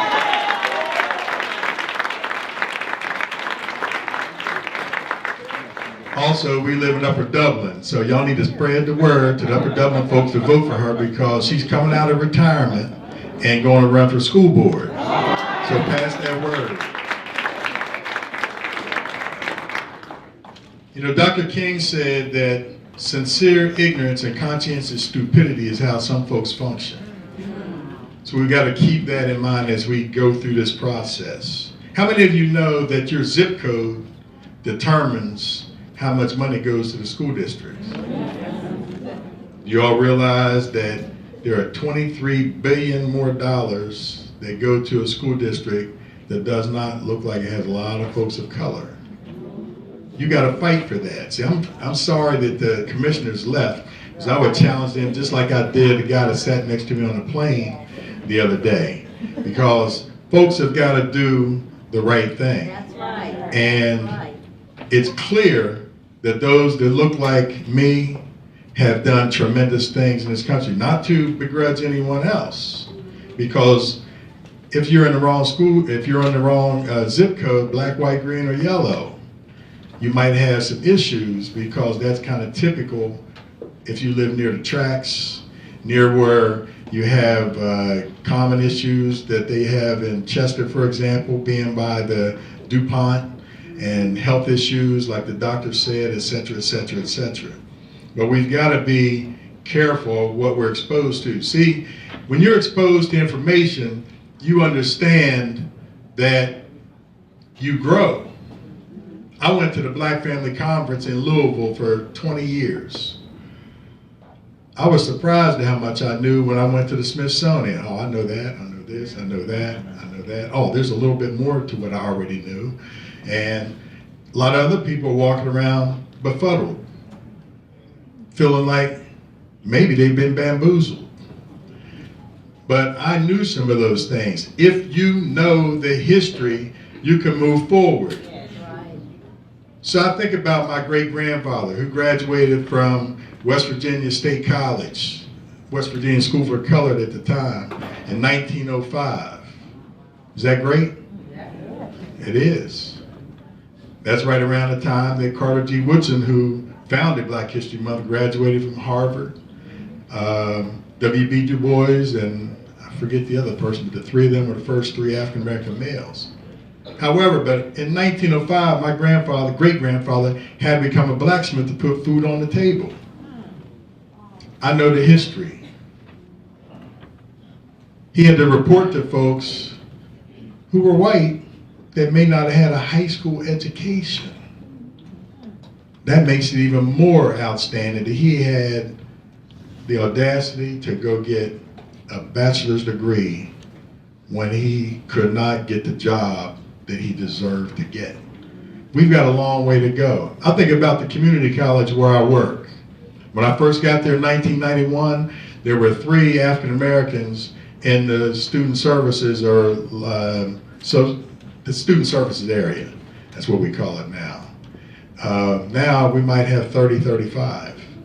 So I think back to educational challenges. We had a professor who taught at the college for 14 years, African American. You would think with 14 years experience, if he could stay there that long, that he should have moved from an adjunct or a part-time job to a full-time job. Oh, well, he didn't have the credentials to match up against someone else, but he's been there 14 years. Clearly, he's good enough at some level. But he did not get that job full-time. When he passed, I let the campus know it. At our West Campus of Black History Month and at the Central Campus. Some folks said they heard it because I'm bold enough to speak out. A lot of people aren't. See, I was taught never to allow anybody to ride my back by my parents. But sometimes it has cost others. When I was asked to not to compliment someone who was very high profile throughout this Delaware Valley because I complimented her for a job well done, I was like, wow. They can't get me, so they go after somebody connected to me. That's how the system sometimes can do this. That's a challenge. And so we've got to understand that we can't operate through ignorance. We've got to expose ourselves to information to move forward. So my parents believed in exposure. We went to things that it made it look like we had more money than others. No, we didn't.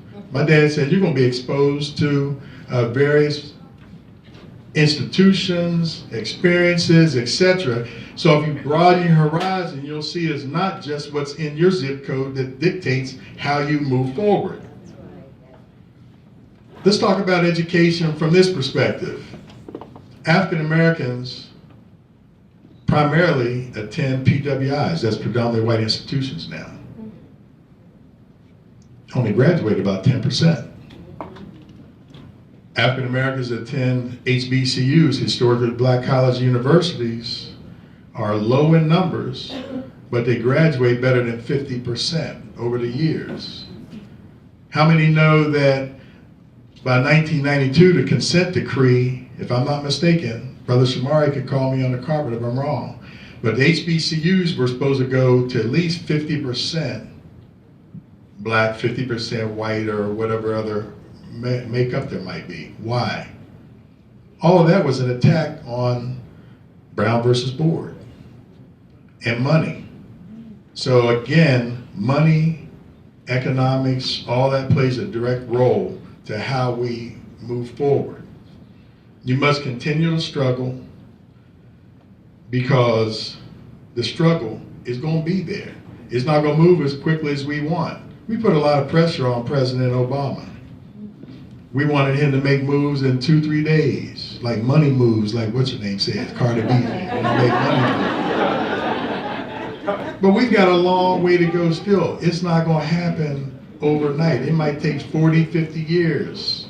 And I'm not saying that you sit back and wait for 40, 50 years. You must agitate, as they say, keep moving forward, challenging the systems. But we've got to move forward. And so we talk about migration and education. Folks move from down south up north thinking they're going to get jobs, but we lost the property. I think of some property in South Carolina with my wife's family. Through DNA searches, there was a white female, thank God she decided to deal with it. They were supposed to get 100 acres in her family. She found it and decided, wow, you know what, I'm going to give this to its rightful owners. How many of us know of whether or not there's property that you may have been able to acquire, but you didn't know then, or your family didn't know then, did that really belong to you? Some of the property in my family was taken over by West Virginia University. I was born in Morgantown because of taxes, other things. All of this adds into what we learn about our education of our communities, ourselves, etc.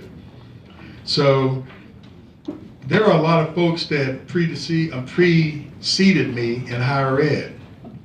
William Parker, Vice Chancellor of Minority Affairs, University of Kentucky, called me one day out of the blue. Hey brother, how you doing? Man, I was having a rough day at the community college. That's the only time he ever called me. That's when I needed it. The good Lord was watching out for me that day. Then you have Ken Blue, my first supervisor, African American at Marshall University when I started there.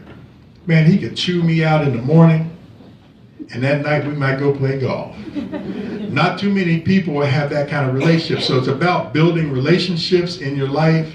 You build relationships to create and carve out your own mentor. You call the folks up and say, listen, I want to spend some time with you. That's why I would tell the youth over there, carve out your own mentor. Sometimes they may be resistant. If they get the feeling, one young man told me that, I told my mom when I was about 8 years old, I'm gonna be on The Voice. He's 13. And he stepped right up and said, yeah, I'm gonna keep working it. I'm gonna be on The Voice.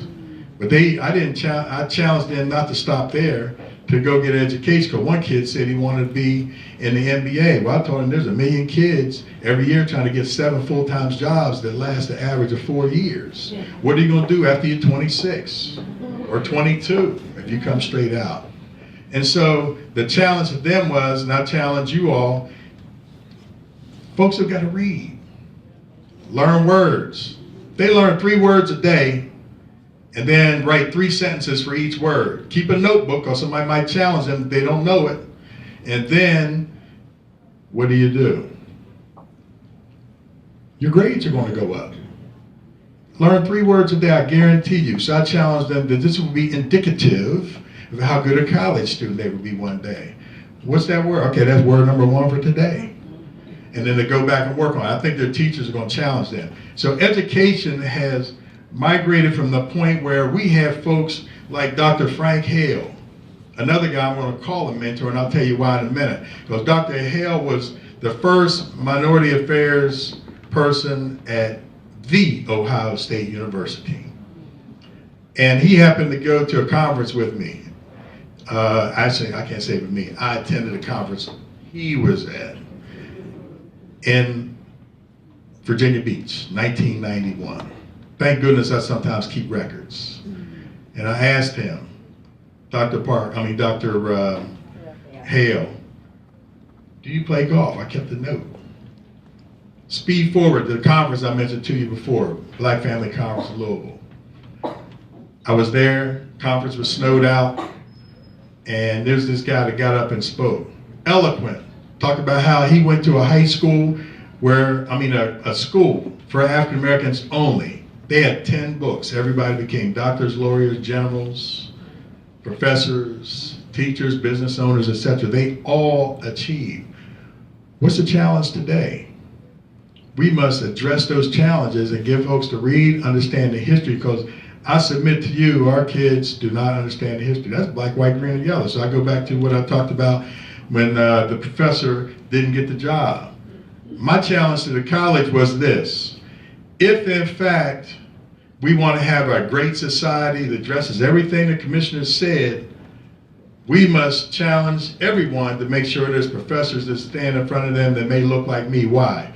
Because if there's Asian, Hispanic, white, if they've had an experience with me, then they might be able to keep that job they just landed. Because if you come off with some off-color craziness that's out there, they might not keep their job. There's a way folks will get rid of it. So we need to build a society that's going to acknowledge all of those efforts. Amen? Amen. So I'll say one last thing about the Dr. Hale. He sat next to me when I said, do you play golf? I thanked this guy. 2004, that conference 1991, not realizing it was him. He spoke at that conference in Louisville because up there he was almost unapproachable, gave a great presentation, but he sat right here at the conference. What's the difference? There was no big I and little U Tony Davis that day. He was one of the top folks in the land. And so I thanked him one day after a presentation for making a difference for all of us who are administrators in higher ed. Thank you, Doc. Thank you, Doc. Then I thanked him again a couple years later. When I look back at the notes I took in 1991, I almost lost. I said, dang, I really need to thank him now.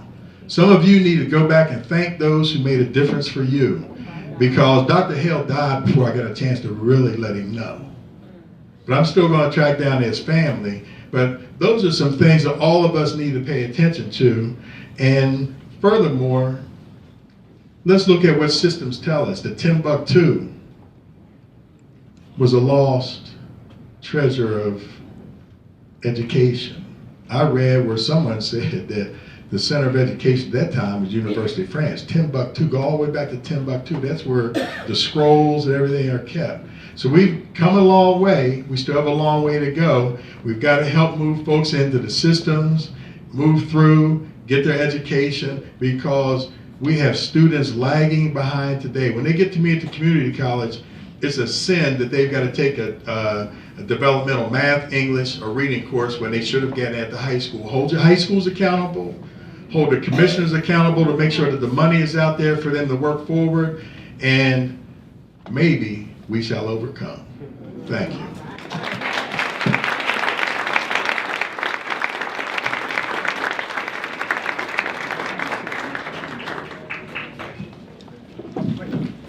Okay, we're gonna break for a 10-minute intermission, but before we do, I just wanted to take a minute to acknowledge the Norristown Area High School TV crew. If you guys can stand up for us. The TV and the photography crew.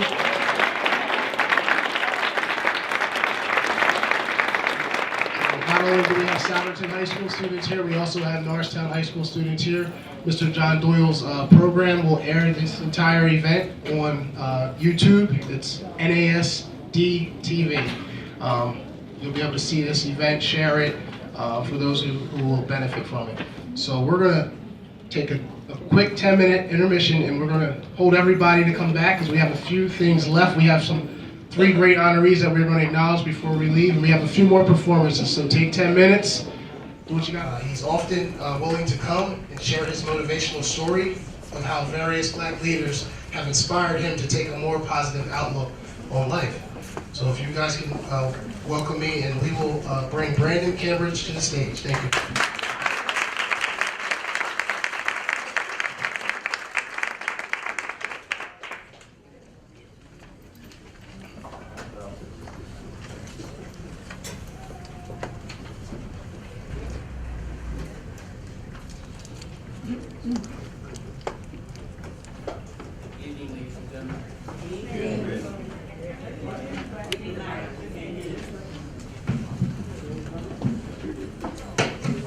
Hello?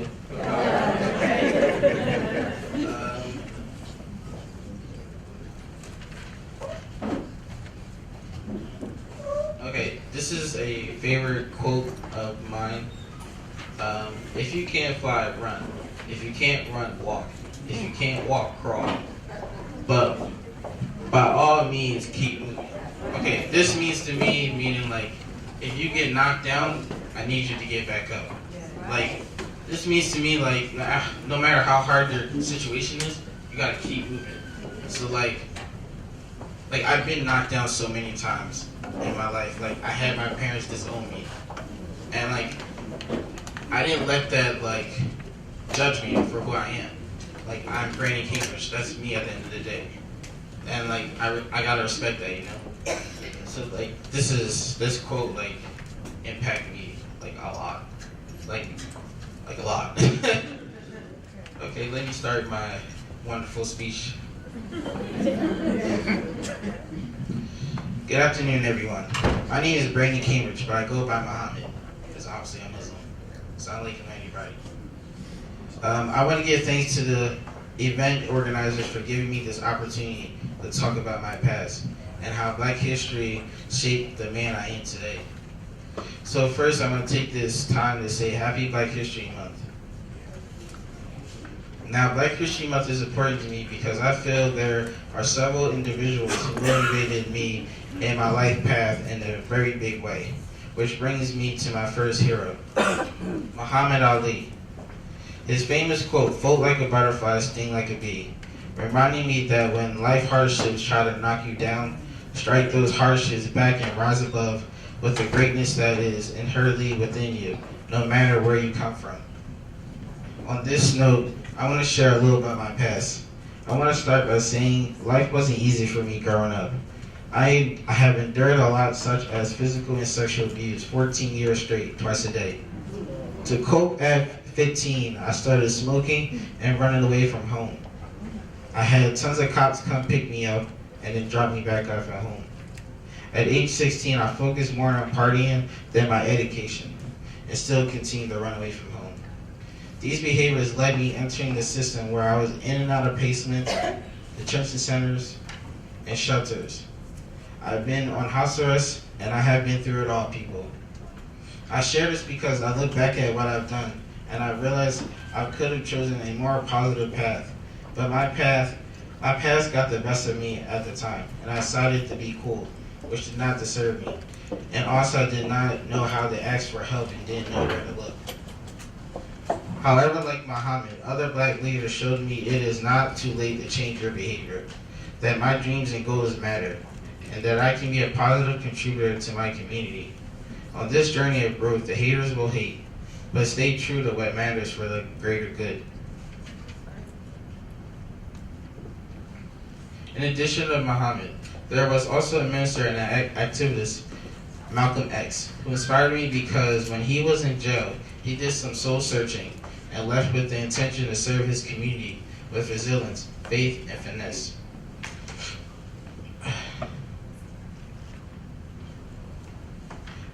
And with that came minister and activist Dr. Luther King Jr., who made me realize during a time when I felt depressed and suicidal that life is valuable, even in its darkest times, and that there is more to the meaning of life than beyond myself. Before I continue, growing up, I suffered depression, being suicidal. Like, I was cutting every day. I lost a lot of blood, this and that, because I was bullied by my parents. And like I said earlier in the speech, I was abused twice a day. So I had to go to school with marks on my body, and then come home and do it all over again. So like, I'm actually kind of upset doing this. Yeah, I didn't have a childhood because it was taken away from me. So that's why I decided to do bad things growing up, because I didn't know any good. I didn't know where to look. I didn't know who to ask. And like, that's hard for me because like, you see other kids, they got it all. They got shoes, they got money, they got it all. And then it comes to me. Like, I didn't have anything. I had to steal. I had to borrow from other people. And that wasn't the life I wanted to live, but it is, and I had to live it. So yeah, back to my speech. Overall, I learned that even with humble beginnings and making some detours, I have the ability and agency to control my future and can still be someone impactful in this life. It is not too late to make a difference within yourself and for your community.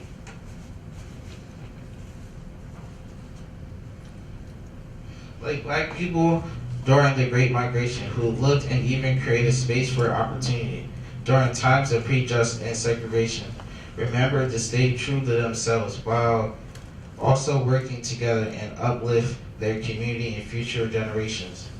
So never forget what you stand for. Have faith. Remember your collective responsibility, and let your passion and resilience drive you to do better and be better despite the obstacles. With this outlook, we can shift our communities, our system, and our world to love and equally serve everyone, just as Muhammad, Malcolm, and Martin envisioned. And thank you, everyone.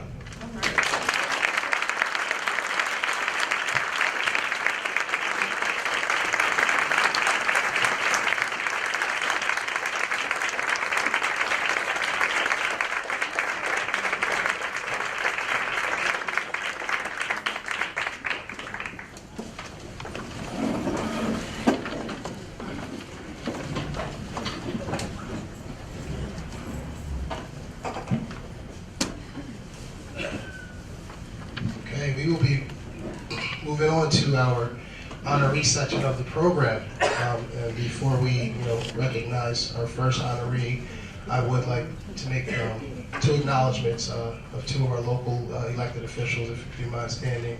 Councilman Derek Perry is here in the room with us.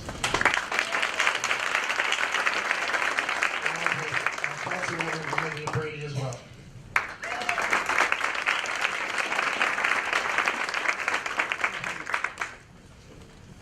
So this award will be a special one given that,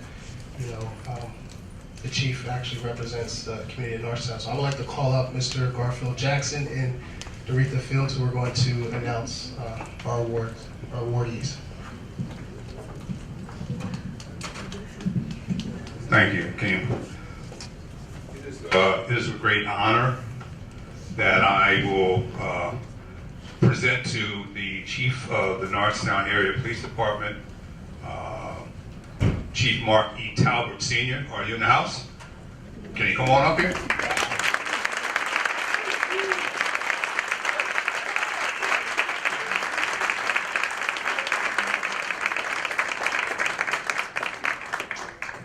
Told the chief about being honored, and he said to me, "Would I have to speak?" And I told him, "Well, you have to say a few words about something, but let me tell you a little bit about him first." Chief Mark E. Talbert has 25 years of law enforcement experience.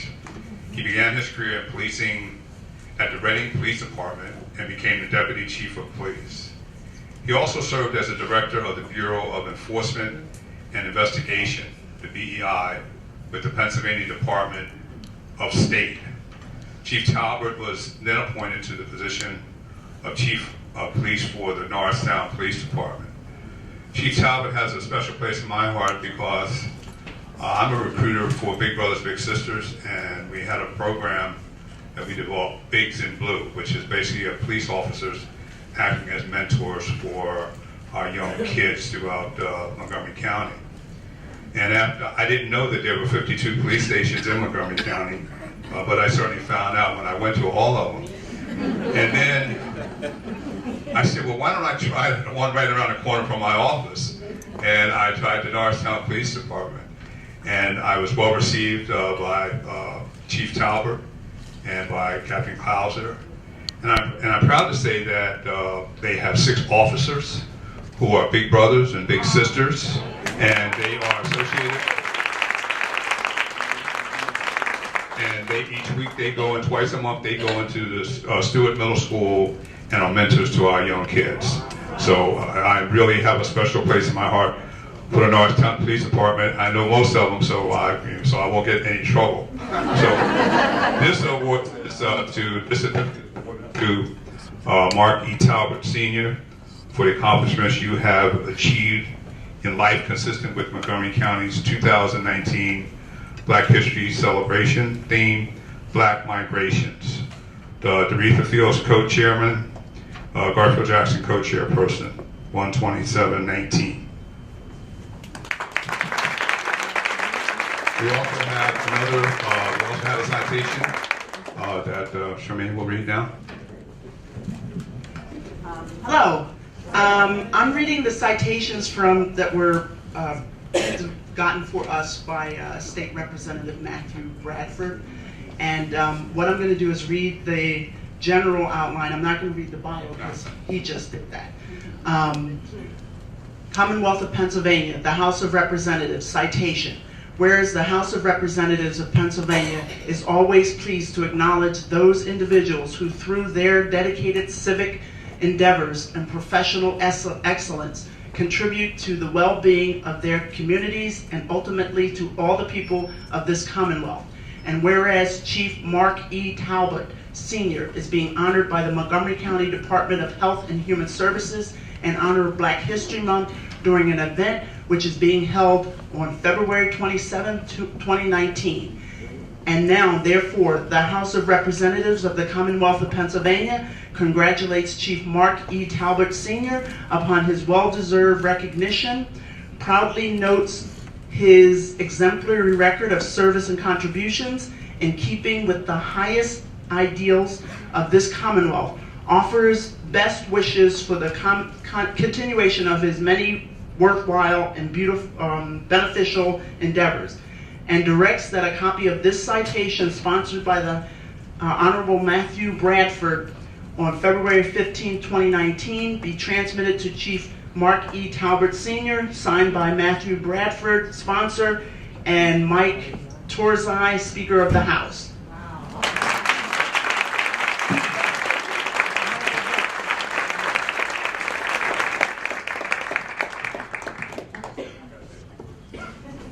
I got a few. We're gonna give him a time on it. That's why I asked. I just want to know how long. So I do want to say I'm glad to follow the young man that just spoke, because what we do is for you and all the victims like you. You know, I want to say these awards are really it's really about the Norristown Police Department. Being the chief is a lot like being a parent. It's interesting. You know, when you're raising your kids, you see all the mess that they go through, and at some point they actually start doing the right thing. My wife and I are proud of our son, who's a second-year student at Yale Law School, and we watched him go through all. You can clap for that. Yeah. We watched him go through all kinds of trials and tribulations growing up, but now he's a grown man. He's going to do great things in his life. But it's always a surprise to a certain degree when your stuff works as a parent. And that's kind of how you feel as a police chief, that you know, a lot of the things that we're doing in the Norristown Police Department are incredibly inspirational in terms of what the men and women of the police department are doing every single day.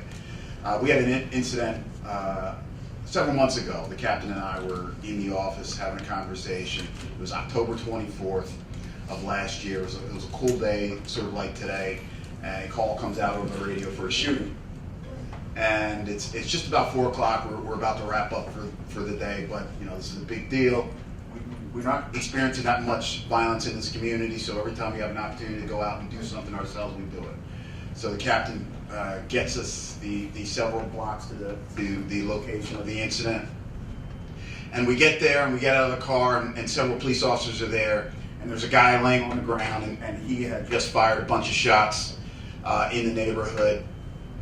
Didn't hurt anybody seriously, but unbeknownst to all the officers that were there at the time, he had just committed a homicide. But this guy was down on the ground, police officers are on top of him, and when we get there, the officers are treating him with the utmost care. Now they're on top of him and keeping him from hurting himself or anybody else, because he's in some drug-induced psychosis. But it's so counter to what you see typically about the police. You see all these videos that go viral that are about the things that we're doing wrong and the ways that we're not successful, as opposed to when we are successful. And I watch the officers, and I was just so proud of what I see, and sort of the irony of leadership is this. So at some point, somebody gets tired. There's like 5 cops on top of this guy who's saying all kinds of things that I won't repeat, right? And he's unhappy. But at some point, one of the cops gets tired, and I jump in and I hold down like an ankle or something, right? It's relatively the same thing. So, but this is how it works when you're a police chief. 2 days later, I'm in my office. I never told this story, so I'm sort of telling on myself right now. 2 days later, I'm in my office, and a police officer comes to the door, and he says, "Hey, Chief, I heard you took this guy down all by yourself. You wrestled this guy to the ground. They said you were in tip-top shape. You did this all on your own." Right? I didn't have the heart to tell him I had very little to do.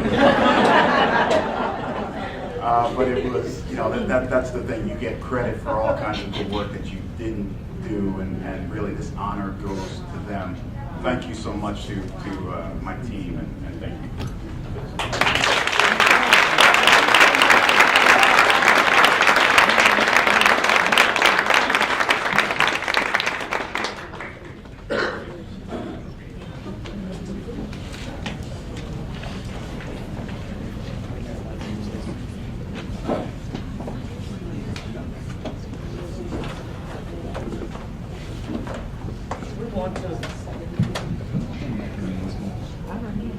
We would like to present to our honoree, Stacy Woodland. I'm going to read her short bio. Stacy Woodland became CEO of the YWCA Tri-County Area YW3CA in 2014. Since joining the YWCA, Stacy has led YW's expansion by increasing the number of adult education students and enrollment in early education and youth empowerment programs to fight for the elimination of racism and the empowerment of marginalized women, girls, and families. Stacy is a 2017 graduate of Harvard University, Strategic Perspectives and Nonprofit Management. Stacy is a recognized community leader. She serves on various boards such as the YWCA USA's CEO Advisory Council. Stacy is a commissioner of the Montgomery County Commission of Women and Families and a member of the Montgomery County Human Relation Advisory Board. She has been a national delegate for Vision 2020, and she served as board vice chair, Philadelphia Freedom Valley YMCA Associates, Columbia North Branch. We want to thank her for taking the time out to come and to give us such rich resources, knowledge, and information. You have truly been an inspiration. Thank you so much, and we would like to present that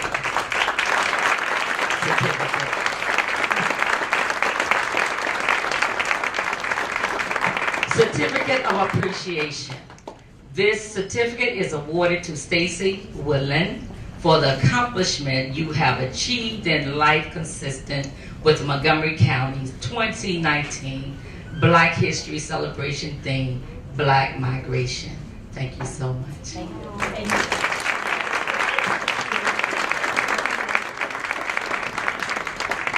All right, I'm back with the citation. I'm going to do it another time. Commonwealth of Pennsylvania, the House of Representatives citation.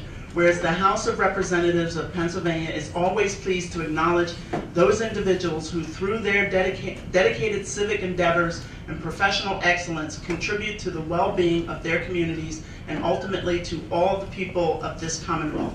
And whereas Stacy Woodland is being honored by the Montgomery County Department of Health and Human Services in honor of Black History Month during an event which is being held on February 27, 2019. Now, therefore, the House of Representatives of the Commonwealth of Pennsylvania congratulates Stacy Woodland upon her well-deserved recognition, proudly notes her exemplary record of service and contributions in keeping with the highest ideals of this Commonwealth, offers best wishes for the continuation of her many worthwhile and beneficial endeavors, and directs that a copy of this citation, sponsored by the Honorable Matthew D. Bradford, on February 15, 2019, be transmitted to Stacy Woodland. Signed, Matthew D. Bradford, sponsor, and Mike Torsai, Speaker of the House.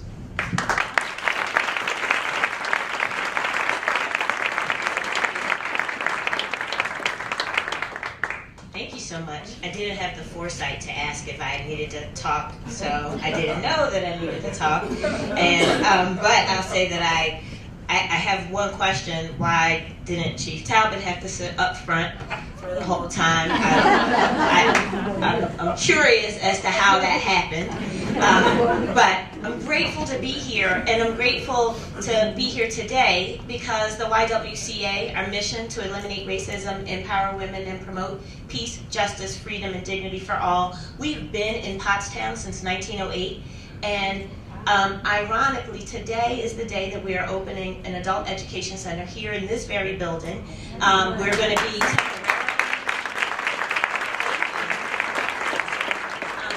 temporarily in the cafeteria, but they are building out a space for us on the third floor. We're going to be we're going to be neighbors. We're going to be neighbors, and so we're excited to. This is a wonderful theme of migration and the work that the YW has done, and to be able to bring it further into Montgomery County.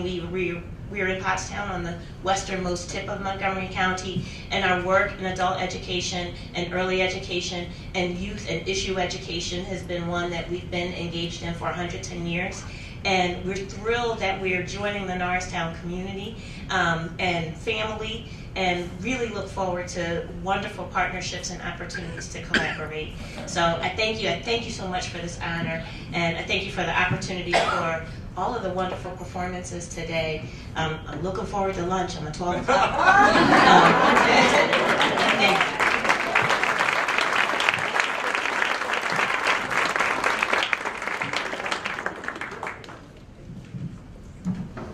How ironic. Neighbors as of today. I would like to, yes ma'am. I would like to honor our Health and Human Services Director, Tara Gaudin, and I'll just be reading the bio. Director, Montgomery County Department of Health and Human Services, Tara Gaudin. Gaudin. Tara Gaudin. Began her career at Victim Services Center of Montgomery County Incorporated and Montgomery County Emergency Services. She has a BA in Clinical Sociology from Indiana University of Pennsylvania and a Master's in Psychology from La Crosse University. Ms. Gaudin has extensive experience with transformational leadership and leading diversity, inclusion, and equity work. She has over 25 years combined direct service, senior management, and consultancy experience. Ms. Gaudin has authored a number of books and articles on leadership, emotional wellness, and spiritual and personal development. Before assuming her role as the Director of Montgomery County's Department of Health and Human Services, Ms. Gaudin worked at the City of Philadelphia's Office of Homeless Services as Chief of Staff, where she oversaw housing services, planning, policy, and performance, administrative services, and the Office of the Commissioner. And we're honored to honor you.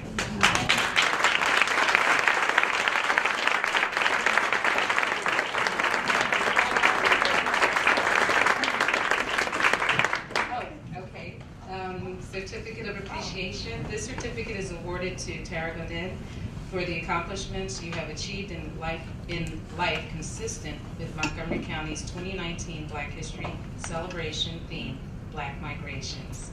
Thank you.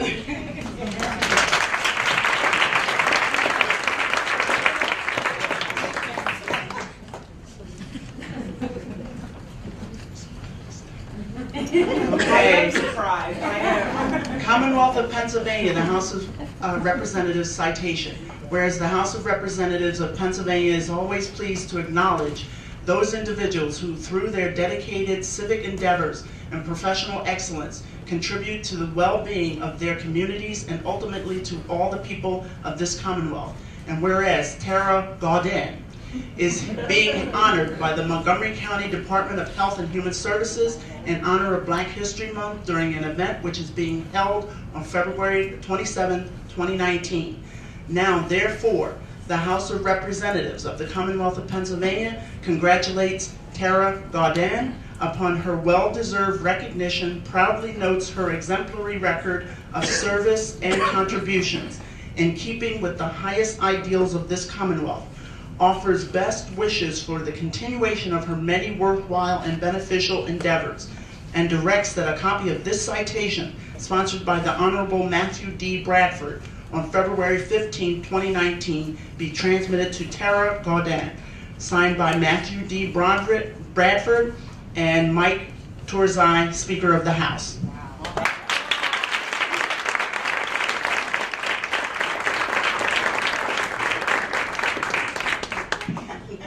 So I am surprised. I did not expect this, and so I appreciate it. So, and real quick, I was like, I don't have any words to say, but you know, things start coming out. So, but you know, this is such an honor. And people have heard me say this, to serve this community and to serve with all of you, and I don't take it for granted. And you know, I talked earlier about my grandmother, my mom, and the one thing that has driven me is that I wanted to make her proud, right? That has driven me since the time I can remember. I used to go say, Mom, are you proud of me? You know, the spelling bee, Mom, are you proud of me? Graduation, Mom, are you proud of me? And so 10 years ago, and I was doing all the way to all my jobs, you know, call her up. And so 10 years ago, when she left me, I still say, Mama, are you proud of me? And I remember what she used to always say, you know what, Tara, when I'm not here, I'll be joining your cloud of witnesses. For those who know what I mean. Yeah. And you know what, that cloud of witnesses for all of us is right here in this room. And that's why we do these things. So thank you for the honor, and I look forward to our continued service together.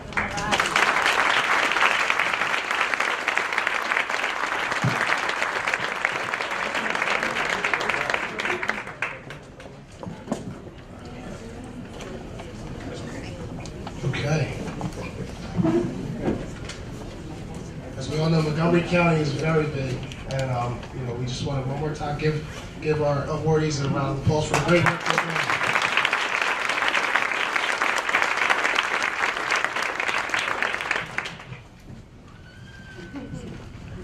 All right, we're going to bring up our last performer. We're going to bring up Denise Neuschwander. Very good. She's an employee here with the Montgomery County Housing and Community Development Department. Please welcome Ms. Denise. Thank you. So when Laura Dora approached me and asked me to do something for the Black History Month celebration, I said to her, before I even knew what the theme was, I said, I have a song, and I know you guys are going to like it. And I didn't know the theme. I didn't know anything about it. All I knew was that it was Black spiritual, a Negro spiritual that I loved when I was young, and I sang a lot. And then I told Laura Dora, that I call her that because she taught me how to say her name. When I found out what the topic was, I thought, it was divine intervention. So anybody that knows it, please feel free to sing it with me, okay? Deep river, my home is over Jordan. Deep river, Lord, I want to cross over into campground. Oh, don't you want to know of the gospel feast, that promised land where all is peace? Deep river, Lord, I want to cross over into